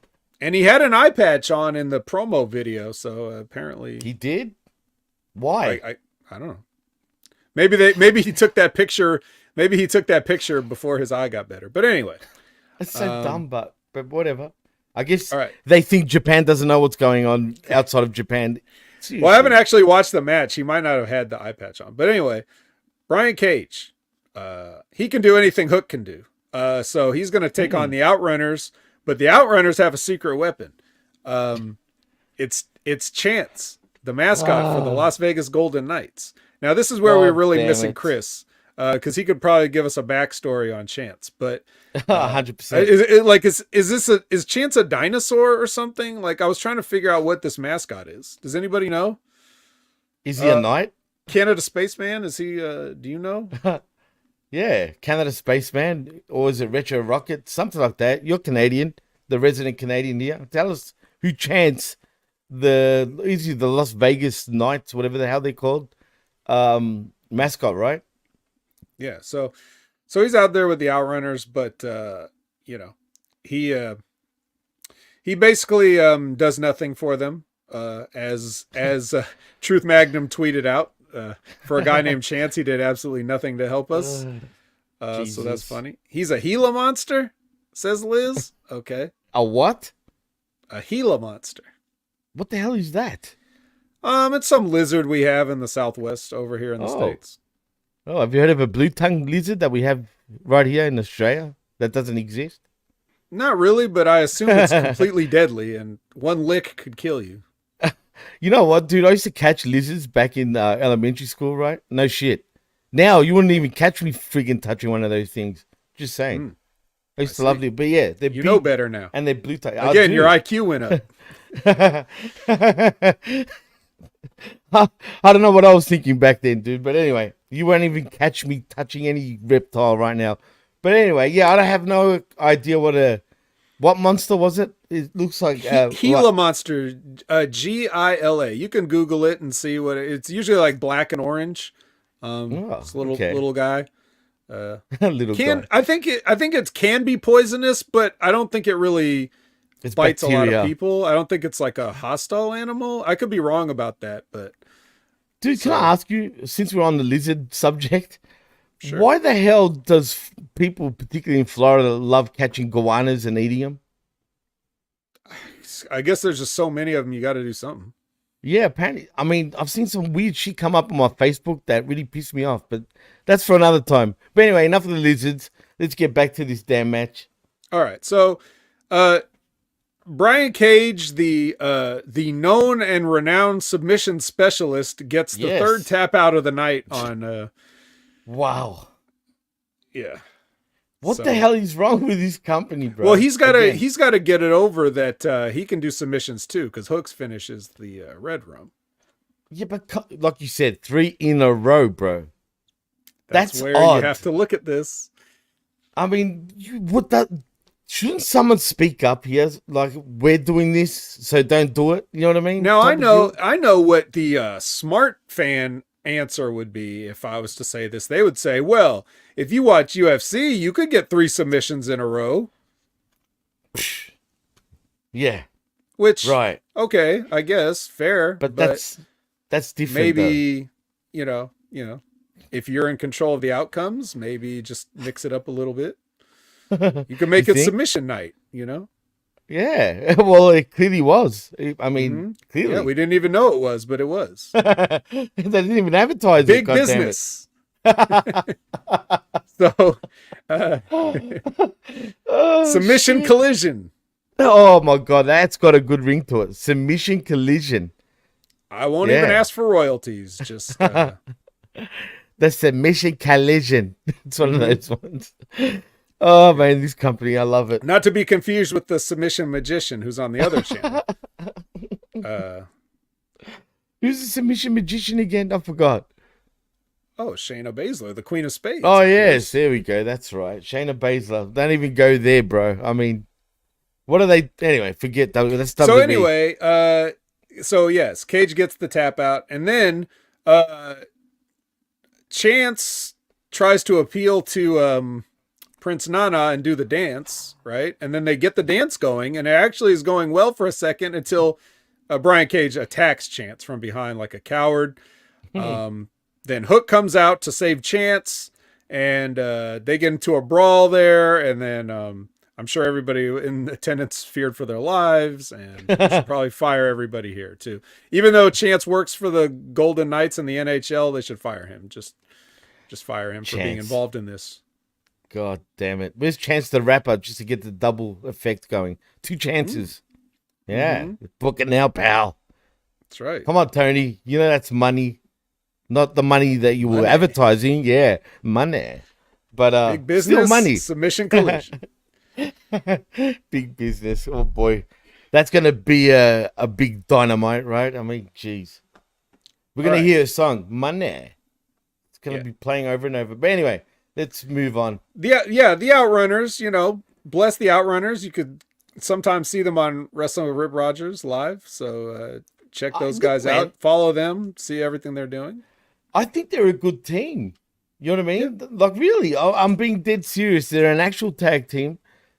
They should sign these guys. I mean, they're clearly contemplating. I think they are signed. I think they actually are. They? Signed. I think so. Oh, no, you're right. I think on the OVW documentary, what do you call it? Well, the wrestlers, whatever it's called. What was it called again? Is that what it's called? Wrestlers? Yeah, it was, right. I'm pretty sure they Saturday? said it on that. That's later on. But anyway, they did. I think they did make a reference about the Outrunners signing with AEW. As a matter of fact. Yeah, so good for them. And they do their business here like they're supposed to. They're losing handicap matches. So that's fine. Standard. All right. So next, Lexi is with the Undisputed Kingdom, or is she with Tomohiro Ishii? I can't remember. Like, she was with Kingdom. They all came in, and like eventually Roddy threatened Ishii. So Ishii must have walked in at some point, I guess. And he should said, even though this had nothing to do, whatever. Who cares? Let's not talk about it. Shivani brings Edge out. Okay. You mean Adam? No, I don't. I mean Edge. Oh. And then he starts cutting a promo, and he's talking about titles in the company, and he says, but not the world title, vet. Well, he's saying that of all the dozens and dozens of titles that Eddie Kingston has, he wants Christian's TNT title, but not the world heavyweight championship, apparently. Well, it's personal with Christian, Oh, I see. It's so more personal about taking the title away from Christian than having it for himself, right? Clearly they're doing a great job in that. I mean, look at where these storylines going. Nowhere. Literally. All roads lead to nowhere. And it's going all the way to getting interrupted by Daniel Garcia. Boy. And just quietly, just before when Edge was Adam or Edge, whatever you want to call him, when he was making his entrance to the ring, did you notice he would look to the hard camera side, give a little smile, and then wipe that smile straight off his face, bro? He would be like, type of deal, man. And I'm like, wow. I mean, surely he can't be happy right now with the way he's being positioned, bro. Oh, well, he's not calling his own shots? Is he? If he is, I mean, he's pretty bad. I'm just saying. Yeah, that's what I've been saying. You know what I mean? I mean, yeah, it's bad. But anyway, keep going with his Cope hope, because I've got no hope for Cope at this point. Well, but, I mean, more or less, I mean, they say stuff, and it's not really exciting, but Edge does end up booking his own match against Daniel Garcia in order to, keep food on his family's table, so to speak. Because he doesn't like it when people take food off his table. I wish Daniel Garcia would take food off of Edge's family's table, because he needs to put on an extra 15 or 20 pounds. And I told You him to think? do those push-ups, and I don't think he's been doing them. Clearly, he doesn't do push-ups, dude. Heck, he doesn't even do dumbbells. No. I'm just saying. No, but he other dances. than Edge, but... Right. I mean, shit. Yeah. He's dancing. I hope we see Edge dance next week or this week on Dynamite. It's going to be a dance-off. And Rikishi will be there. There's not enough dancing between, like, dance-offs with Nana and Garcia. I know I think they've done something, but they should do it all the time. I mean, Nana's dance is the dance of the year in professional wrestling. Come on, if there's an award, he's won it for me. Mm-hmm. Only because he looks so happy doing it. Well, there is now. Na is your dancing hero. Sorry, Disco. Just saying. You know what I mean? Nana's got it on you, bro. And Alex Wright at one stage was the best dancer. But not anymore. It's na. Yeah. But does that sound familiar? I'm just saying. It was a... I don't know. LA Knight. Oh, yeah, LA Knight catchphrase. Yeah. Na. Anyway. Well, how about yeah? Because up next is a Mark Briscoe match. He's facing Brody King. These guys actually tore it up, I thought. Bro, this was the match of the night. I thoroughly enjoyed it because it was hard hitting. But was it just me, or did Brody look pretty dazed in this match at one stage where he looked like, I don't want to say lazy, right? Because it looked like he couldn't be bothered at one stage. So I'm thinking maybe he was a little dazed because his tooth down here was loose, bro. You could see him pushing it in and out. He took a hard hit somewhere? He did, bro. He really did.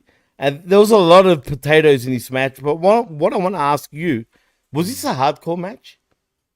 No. They just fucking did what they wanted. So it wasn't a hardcore match. You could have fooled me. I don't think so.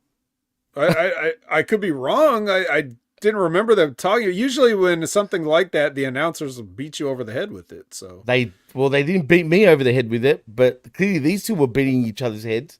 I mean, there was tables, there was chairs, there was rails. I mean, This is ridiculous. There was no count while they were outside the ring. Right. Refs were just non-existent. Is Collision the show where rules don't matter? I know in AEW in general it doesn't matter, right? There's a lot of we've discussed how in the past there's a lot of parallels between AEW and ECW. Definitely. But ECW, one of those things that ECW just it. Basically said, yeah, no rules. Exactly. Whereas this frigging company is supposed to be all elite wrestling, not all extreme wrestling, right? All elite wrestling. But what's so elite about this? I have no idea what's going on anymore. I don't even know what's happening on this show and what the stipulations are. No, what you could have done then is you could have sort of, if you wanted to, and this would sort of make sense with what they've been doing with not only House of Black and FTR and Mark Briscoe and Daniel Garcia and all this other stuff. If you have it start out as a wrestling match and then it gets carried away and both the guys get disqualified, that way you don't have to beat somebody. You're talking about like Wednesday?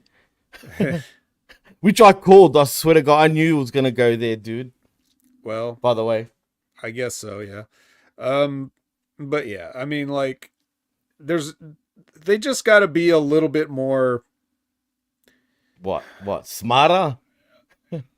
Well, I mean, there's only one guy writing all this shit up. So how does he have trouble keeping track of it? Like, as he's writing the card, as he's writing the card and the finishes, how does he not see he put 3 submissions in a row, right? Like, he's the one writing it, so how does he not see it? He should have said, oh shit, I'll switch this around or whatever. But it's fine. So these guys, they did what they did. They had a match. Sadly, somebody finally gets pinned, but it's Mark Briscoe. So, you know. After he picked him up like with ease, bro, and did like the like the you can't escape sort of move. What do they call it again? The real name, where he does the sideways sort of leap and lands on his feet. Oh yeah, the Death Valley Driver, exactly. He did that so good, bro, on a big guy that really impressed me. But then he lost anyway, and by far for me, I felt like I don't know. I enjoyed it because they just went pretty hard on each other, bro. But that blade job at the end, when I hate the producers of this show, they should be fired, bro, because they can never pan the camera away while he's blading, right? You know, when Julia Hart does that little so nail Julia spot. Hart after the match, like for some reason, Julia Hart gets a spike, which first of all, a spike of what? Would you just get a railroad spike? Like what the bro? What the hell is this? Other than what would this be for except to stab a guy in the head? So anyway, she stabs him in the fucking head with a spike. Right, Okay. but instead it was, Mark Briscoe stabbing himself. But he looked like he was struggling. He's like trying to hide it, but he's like, you know what I mean? Crazy. I hate that, man. Well, there was just no reason for this. So there was no reason. Yeah. So Brody decorates his wrist tape now because he's got, some arts and crafts to work with. He should come out with a smog next week, maybe. All right. You know what I mean? Retro says maybe a tent peg spike. Who the fuck's pitching a tent in the arena? Actually, that was probably a tent peg spike. That's what I'm saying, but that's my point. Like, why is it there? Or they went camping because they're calling it a spike. You could have used anything for this. You could have used a screwdriver, which they've done in the past. You could have used whatever, like whatever they do. Yeah, it could have been some reason to be there, but why would anybody have tent supplies in the fucking arena? Well, they all went camping the night before. What are you staking it to the concrete floor? Maybe. I mean, shit. They like camping. They're the House of Black, bro. They like hanging out in darkness. Yeah, well, they hang out somewhere else. Fucking all right, bums. well, so this is the kind of shit you won't get from a Cage Side Seats review. That's why I took my own notes. Because last week, they completely left out the Swerve Strickland interview. Oh, they did? Don't you remember? We talked about it. Oh, yeah. Yeah, you're right. Like, Swerve Strickland had a whole interview, and we forgot to cover it because these fucking guys didn't write it down on the review. And that's what I get for not making my own notes. Because I guarantee you, if they left out a whole Swerve Strickland, who's one of the few guys that's kind of over right now, then they certainly weren't going to get this 30-second Brian Keith promo, where, he says, good, bad, or ugly, get ready to pay up, sucker. So, there you go. Where have I heard sucker before? Lots of places. Yeah, that's true. It actually has been lots of places. A Wayans Brothers movie. Yes, it's true. Stevie Ray. Yeah. Suffering Succotash, Bugs Bunny and shit. Maybe that. I mean, it's kind of similar, but not really. But anyway, yeah. The bounty hunter wants to get paid, and motherfuckers better pay him. That's right. I mean, yeah. I don't know what that means though. Like if he's a bounty hunter. Why not? But is a bounty on anyone for him to collect? Like, does he just drag, if he beats somebody in a match, does he drag the body into Tony's office and say, pay up, sucker? Like, how does it work? Now you're talking logic. Or does he just, or does he just get his paycheck and that's the bounty? Like, he's now all elite. So he doesn't have to do freelance work and hunt down bounties. He can actually just have matches and get a regular check. Is Dog the Bounty Hunter still alive at this point? Do you know? I think so. Well, why not, in future, WWE love their celebrity sort of matches. They need like bounty on the same team, and they can just bull rope motherfuckers and hand them to TK, and then TK pays them. That would be good. Well, actually, I would like to see something like that. What about a babyface bounty hunter gimmick? How would you work that though, Vet? What do they do? You go. They go after bad guys. Well, like if Julia Hart stabs you in the head with a spike, maybe Brian Keith hunts her down and ties her up and drags her in the office. Like, you want to find this woman? So her fine. Because look, Mark Briscoe's a beloved member of this company, and she just stabbed him in the face for no reason. So that's a criminal offense, bro. Yeah, that's criminal. So if I'm Brian Keith, now I lasso Julia Hart, throw her over the shoulder, put her in the office, and be like, okay, you find Julia, and I'll take the fine as my bounty. She can just put it right in my pocket. That's a great storyline. Absolutely, bro. Man. How good was that? All right, come on, chat. Great. Show of hands. Who would love Collision if this kind of stuff was happening? Oh, you know, and not just 3, 4, 5 tap outs in a row. Who would want to? Who likes Vet's Collision? I mean, come on. We can call it, Bounty Hunter Saturdays from now on. Yeah, they love Shark Week. Big bounty business. From the TD Garden. Big bounty business from Boston. But someone needs a lasso Tony Khan, in the end. Oh, what if he goes and he lassos Mercedes and brings her in early? No, it would be better if Sammy Guevara lassos. Oh, that's Mercedes. Right. Doesn't he want to? Remember? Doesn't he want to get? Oh, maybe we should sign some NDAs here.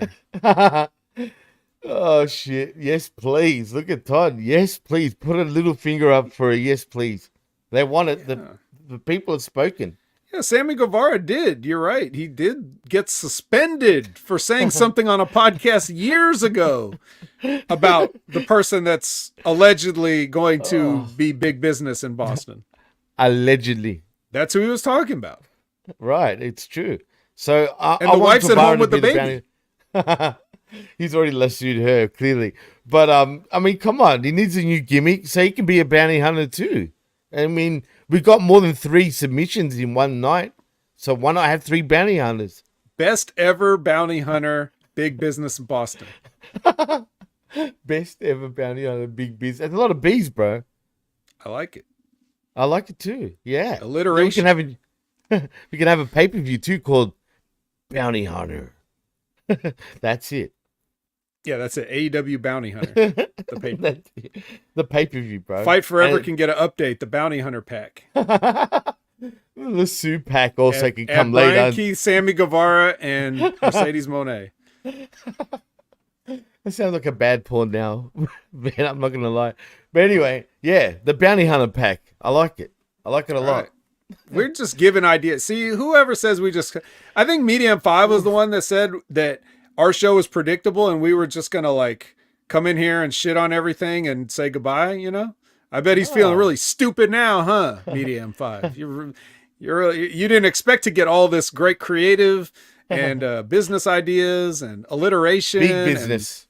Big business from Boston.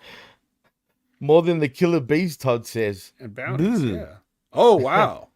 Yeah. What's the chance of a reunion there? How old are they at this point? I mean, Brian Blair and... They don't have to have a match.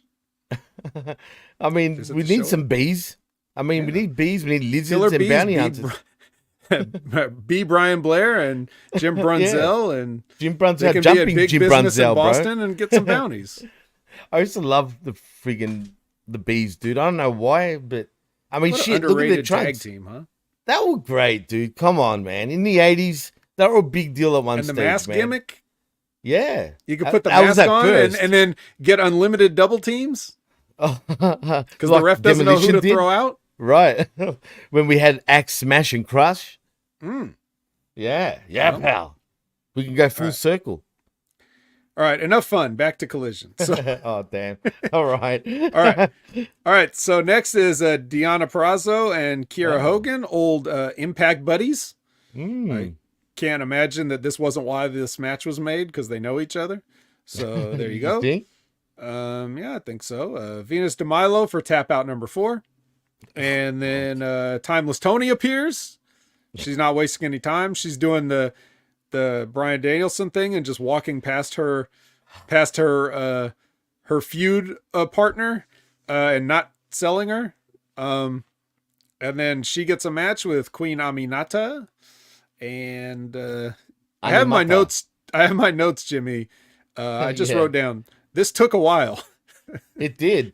This was fucking interminably long for what it was. So they must have told Tony to pull time right in the middle of the match. Like, oh shit, we're going to be short. And rather than tell Orange and Ishii to pull time, they told Tony to pull time. Oh my god. Yeah, they sure did.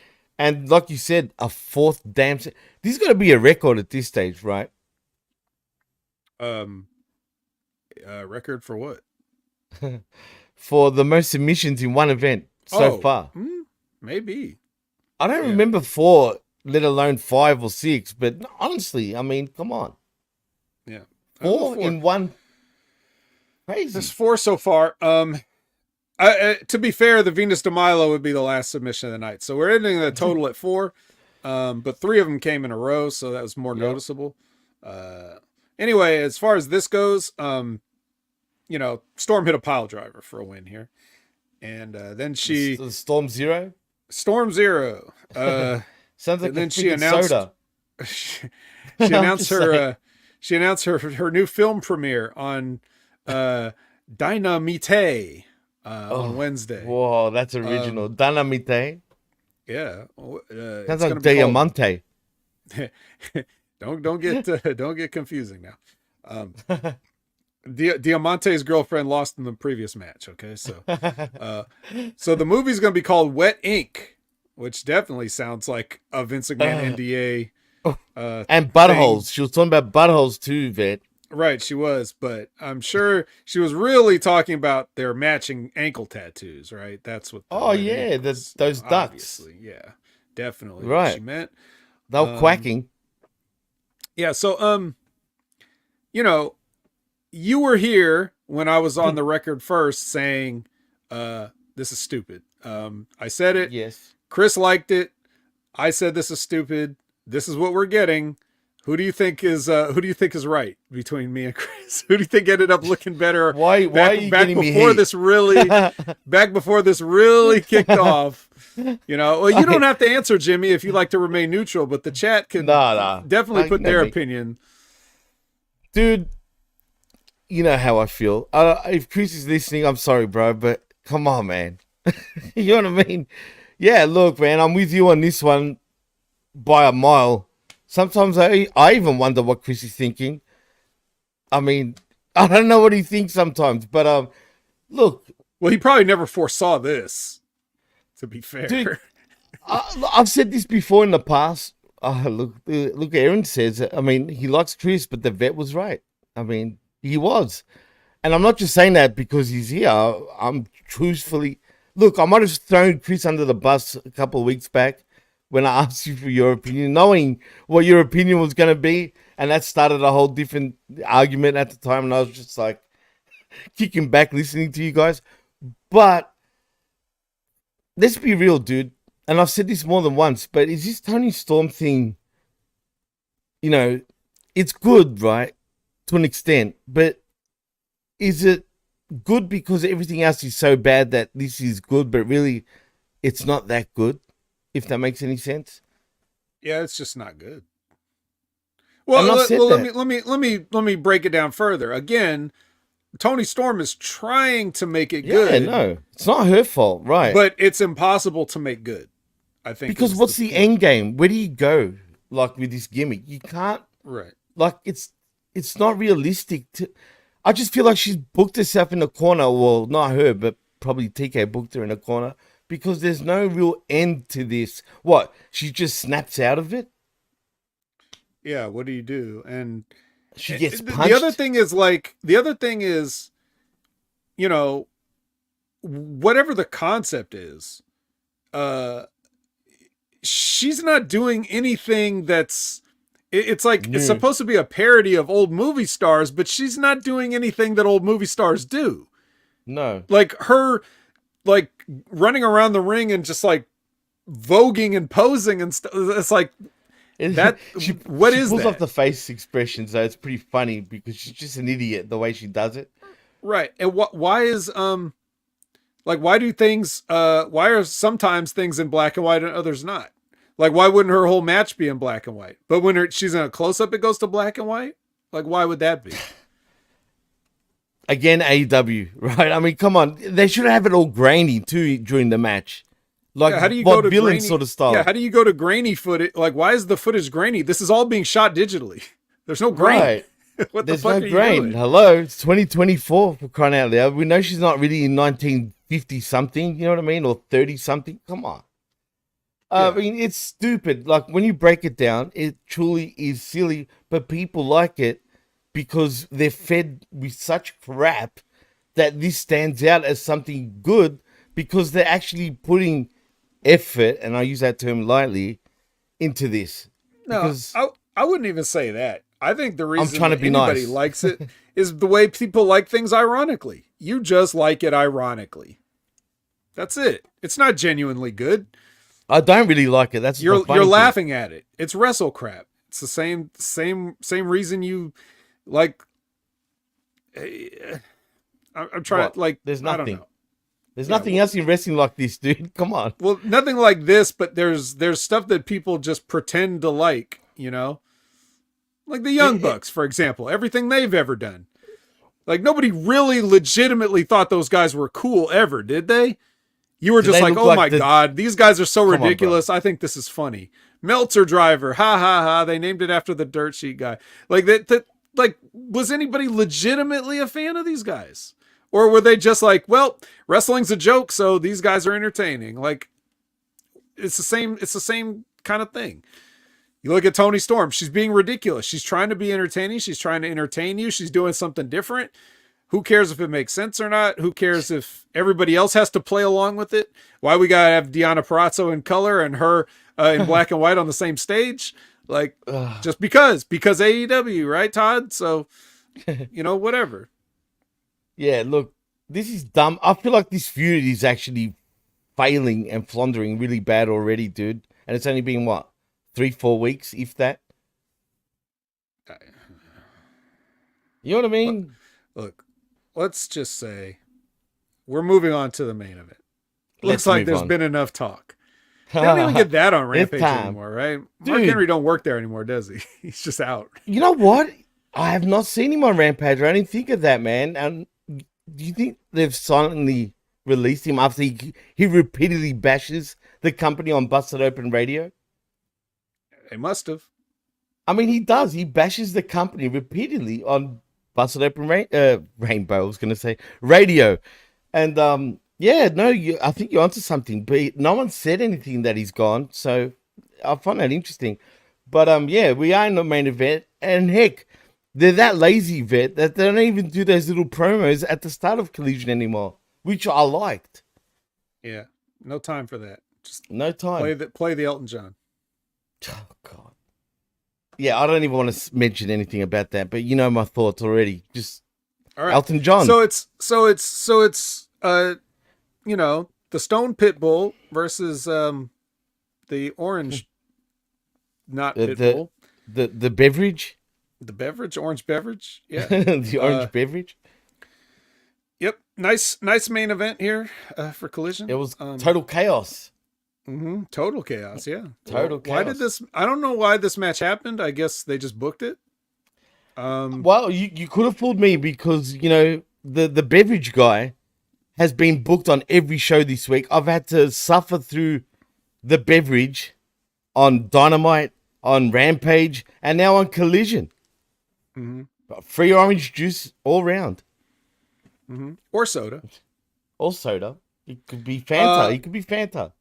Yeah, this would probably come as a shock to some people because I don't really, for whatever reason, I seem like I don't really review much Orange Cassidy. He's always like either just in a promo or he's with his idiot friends or whatever that I don't like. His idiot friends. Like so it never, I very rarely get the chance to like comment on just like a regular Orange Cassidy one-on-one match. Well, that's a shame. But now you get your chance, Vet. Yeah, here's my chance. It's my big moment. You've lost your virginity for Orange Cassidy. Yeah. And here's what I have to say. Well, I like the match. I liked Orange Cassidy. I don't have a problem with Orange Cassidy. I know that sounds funny after I just sat there and took apart Toni Storm. I like Toni Storm, though. I like Toni Storm, too. I still want to watch her. Even though this... To me, I don't like this gimmick in the context of the business and the company and the show, but I still like Tony. So like, I want to watch Tony Storm, and I like Orange Cassidy. My thing has always been, look, somebody in wrestling was going to be the guy with hands in their pockets. He was just the first one. So, so this is what we get. But, my thing is, it's the difference between, like sort of like unlikely and impossible, right? I see. Orange Cassidy is a guy that pretty much nobody would probably act like this, but they could. Well, they could put their hands in their pockets and try to fight. They could taunt guys by weakly kicking them in the ankles and stuff. Like, it's not a good idea, but it's not impossible. A person could do that. Tony Storm cannot take the color out of the world at will. Yes, she can, damn it. No, she's doing it now. She needs help. She needs help to do it, right? She needs a production guy. The same thing with the House of Black. Like, you need somebody to turn out the lights for you. You need somebody to go along with all this shit, right? Matt Hardy teleporting. Like, that's not a thing that can happen. What? That's not real? It's not real. Oh man. Damn, I didn't know. I thought that was real, dude. I thought he really teleported. But on the other hand, real hands, real pockets. In pockets, right? Yeah. That's real. So it's okay with me, even though it's silly. So as long as you can sort of tell a story with it and kind of make it half-assed make sense, I'm okay with that. But does it really make sense? In a way. Well, in this match, it kind of did, I thought. I thought they worked a good match. I liked how he was selling Ishii. I like how Ishii would chop him once and he just fell down and sold to the other corner. Right. So they were kind of telling the story with it. I like the way they worked the match. They had an exciting match. Certainly the people in the building were with it. Like, they were pretty excited with the match. They love Orange for some reason, but yeah. Right. And so they were with the match, and the match delivered. It's just that it sort of came out of nowhere, and that's the only real knock against it. There's no reason for the match to happen, but there's no reason for anything. And the hands in the pockets is AI. Oh, it's all special effects, Vet. I'm sorry to tell you, they're not real hands. Well, it fooled me, so that's good enough. Right. Zane thinks it's a kayfabe killer. Yeah, that should be his finishing move. Kayfabe. Yeah. Yeah. So I mean, I like the match. What did you think of the match, Jimmy? You didn't seem like you were too into it. Now I say this term pretty frequently now, Vet, and I'm sure you know what I'm about to say. But the power of the phone. It got me again, dude. Every time Orange is on my screen, I've seen him 3 times, bro. 3 times. I've done 3 shows in 2 days, and this mofo was there every time. Well, with his friends too, mind you. Yeah, that's the difference. See, because when he's there with his friends, I just fast forward that shit. I can't with the best friends. As the kids say, I can't even. So I get that part. So, but when he here, they didn't even come out with him. So I like that. Well, you know what's even sadder, Vet? I actually didn't mind Roppongi Vice once upon a time. Now you can Roppongi their asses on back You're to a Roppongi. Bastard, Jimmy. How dare you ever like Roppongi Vice? Dude, I did. The lamest guys that have ever existed. I'm so ashamed that they're ever associated with New Japan. Just fucking Trent and Rocky. They're just the worst. Roppongi Vice, like the song says. Just saying. Rocky Romero makes the worst music ever in wrestling. He does. He actually does. At least the remix one we show in Yo was kind of better. But the original OG Roppongi Vice song, feral. It's just trash. Straight trash. What, Rocky actually made that song? I know he was rapping in it, or if you want to call it rap. Yeah, I don't. But did he actually produce the song too? Probably. Jesus.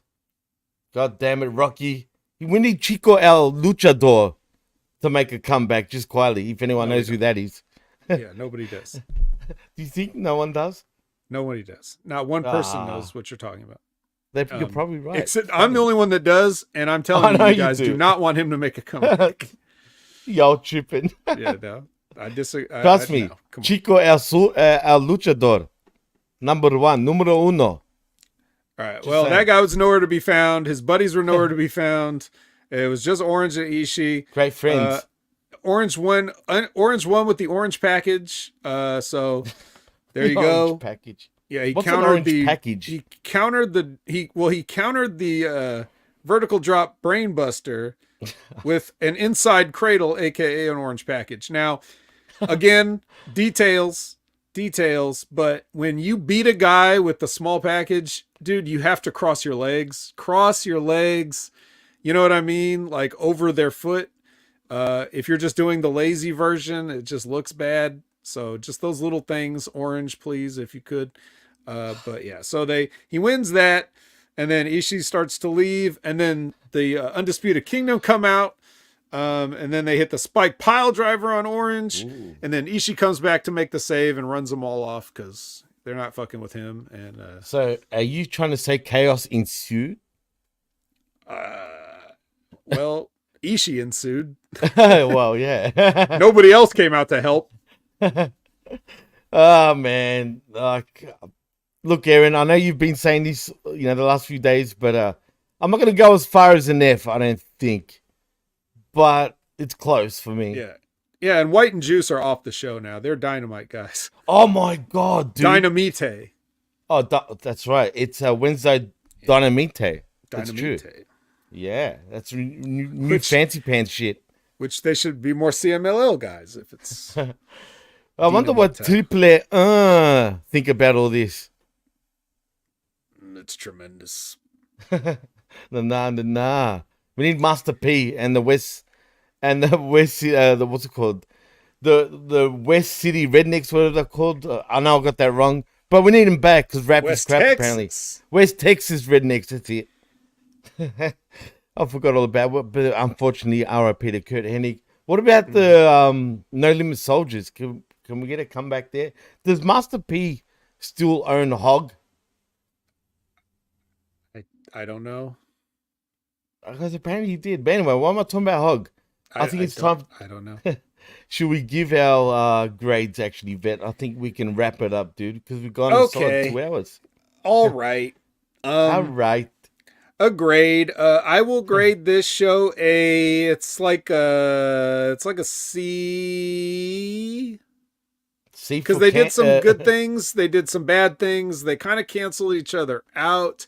Actually, nothing was really bad. It's just it just flat. Some stuff was flat. Very flat. But this week and last week were much improved from like the previous 4 weeks. So I'll give them that at least. They don't have the Continental Classic to fall back on, so now they gotta just, their random matches have to just entertain us, and some of them, like, I thought they were good. Like, they're all right, but I don't really care about the stories they're telling. So whereas like in WWE, you're interested in the stories and not as much the matches. Here, some of the matches are good and none of the stories are good. So it's like, can anybody just get it together? Never. It's not happening. This is what sums up this show for me, is the song in the background. It's your favorite song, Vet, actually. You remember this?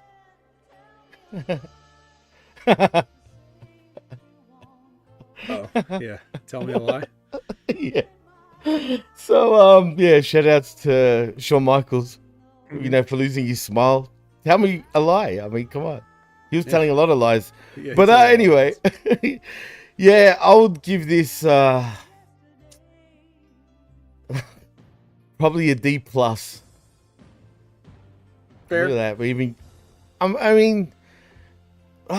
Look, there was I enjoyed 2 matches, like, really. And that was obviously the House of Black camping match with the chicken coop. They're mentioning chickens way too much. I know the Briscoes are associated with chickens, but do we need... If you're going to talk chickens all the time, can we get a chicken in a ring match? Is that possible? Chicken on a pole? Chicken coop on a pole? I mean, chicken nuggets on the pole, maybe? Chicken nuggets on a pole? Yeah. Sweet and sour. Well, Mark Briscoe is the Sussex County Chicken, so he's already in the ring. I'm sure he can come up with schnitzels too. Yeah, we can have all sorts of chicken around the ring. I mean, why not? I mean, House of Black, they've got the spikes, the camping spikes for tents. You know, Mark Briscoe's got the chickens. I mean, what can go wrong? Yeah, I don't know. Everything can go wrong. But you're saying it's a D+, and maybe if they want to get out of the D grades, they're going to have to bring a chicken in, is what you're saying. That's basically what I'm getting from it. Then it'll go up to C. Or a Gila monster, again. Oh, that. I mean, maybe. Why not? Whatever that is. I mean, does he heal things with a G? No. Oh, well, that sucks. Well, yeah. D+ for me. If there's chickens next week, it's definitely going to move up to a C at the very least. Put it that way. Because, everybody loves chickens. Chickens can go, bro. Have you seen those things?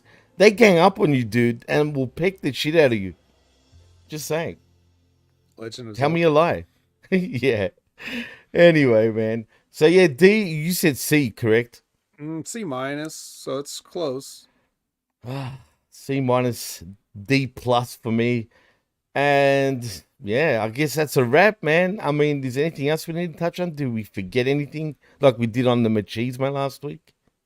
We've got nothing on this show. I got it all. I wrote it all down. So unless something was missing from the feed I was watching, which has happened in the past, then no, I got it all. So suck that cage side seat. Suck that Bleacher Report. Eat a dick for D. I mean, come on. But yeah. Well, it is getting late. Well, not late. It's actually early, but still, it's getting late for us. So, Vet, tell them where they can find you, my friend. Well, you ought to know by now, it's Opinion Haver on all your favorite platforms, social media or otherwise, including Twitch, which I'll be very shortly. Yes, I will be. So if you guys want to join me over there, you know what it is. Opinion Haver. That's Opinion Haver everywhere. And you can find me all over HMG too, whether it's the Next Level Wrestling Review at 8 a.m. Pacific, 11 a.m. Eastern every Wednesday with Big Ray Hernandez, whether it's the Impact Attack with Brandon every Monday at 6:30 p.m. Pacific, 9:30 p.m. Eastern, whether it's this show, The Wreckage, 8 a.m. Pacific, 11 a.m. Eastern, Sunday mornings, or any other time, as long as you're notified whenever Humming Media Group shows go on the air, then you got a chance to see me doing something. Besides me, there's always Wrestling with Rip Rogers every Friday at their Concrete Time. You might see an Outrunner or two. You never know. They just celebrated their 2-year anniversary as a show. So wow. To celebrate, they had One Man Gang stop by. He was able to get technology. The African Dream Hakeem? Yep. The very guy. Yep. He was able to get technology to work well enough to do a show with Vaughn and Rip. So check out One Man Gang. And check out Stevie Richards. He's doing big things over at his Wrestling Analysis channel, his fitness channel, his podcast, Big Fitness Show with Big Mike Barons, and their extra channel. They got their own channel. Stevie Richards has more channels than I do shows. Wow. And that's... We're not even talking about his wife's crazy. Channel and all these others. There's too many channels. Like, come on. Let's condense some of these channels back down. But Stevie's loving it, man. So, yes, shout out to him. If he's happy, we're happy. So absolutely. Follow Stevie Richards at any one or all of the things as you can. Like you pick and choose. It's a la carte with Stevie Richards channels. You pick the ones you want, just like I pick the things to like on AEW. So absolutely. Or WWE or any wrestling. A la carte, a la carte, a la carte. Jimmy, that's it for me. Oh wow. It's funny because Stevie he's got a touch of anything and everything. You know what I mean? You want technology, Stevie covers it. You want wrestling, Stevie covers it. You want fitness, well, guess what? Stevie covers that too. So look out for if you want tourism, he and his wife cover that.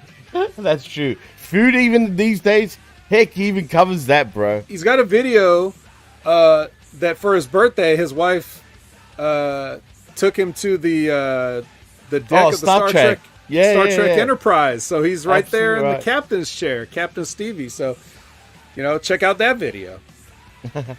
Oh man, he's everywhere. Everyone's saying to join you on the Twitch. Have you got Tekken 8 actually? By any chance, Vet? Oh, dude, get it. I love it, bro. Do you? Oh, I love it, dude. That is by far the best Tekken ever, bro, by a long shot. Love that game. I don't like that they put a baby mode in. You can do 1-button combos. I don't like that. Oh yeah, that's true. They've done that the last 2 kind of Tekkens, to be fair. And they're letting everybody in, Jimmy. We're trying to gatekeep, and they're just letting all these scrubs and noobs in. Well, get this. I was playing online, and I kicked everybody's ass, dude. I mean, I only lost once. So I'm the man on Tekken right now. But you're right. Now you just press... Tekken players in Australia. It doesn't matter, bro. There is in a AI mode, if you know what I mean. In the stratosphere somewhere. You'll definitely find me there. But Tekken 3, bro. Come on, Jerome. That was a long time ago. I was playing Tekken 3 on PS1 and the arcades, of course. But anyway, and no, Australia does not exist, Aaron. But if you want to follow me, you can. Right here at... Well, actually, you can get me at Channel Attitude. But I was going to say at the X or Twitter, whatever it is, at DJ Massive X, and also at the PWC Network. Please like and subscribe right here at channelattitude.com with $5 only. You get the realest talk, but also the best talk in all of pro wrestling. And also at HaminMediaGroup.podbean.com and at the PWCNetwork.podbean.com for all our other shows. And that's a wrap from me. So in saying that, I am Jimmy T. That is the vet, Jaime Williams. And you've been listening and watching the Hamin Media Group's Saturday Night Wreckage right here on channelattitude.com. And we're out. X is going to give it to you, Jerome. So peace out, and we'll see you next week. See yas.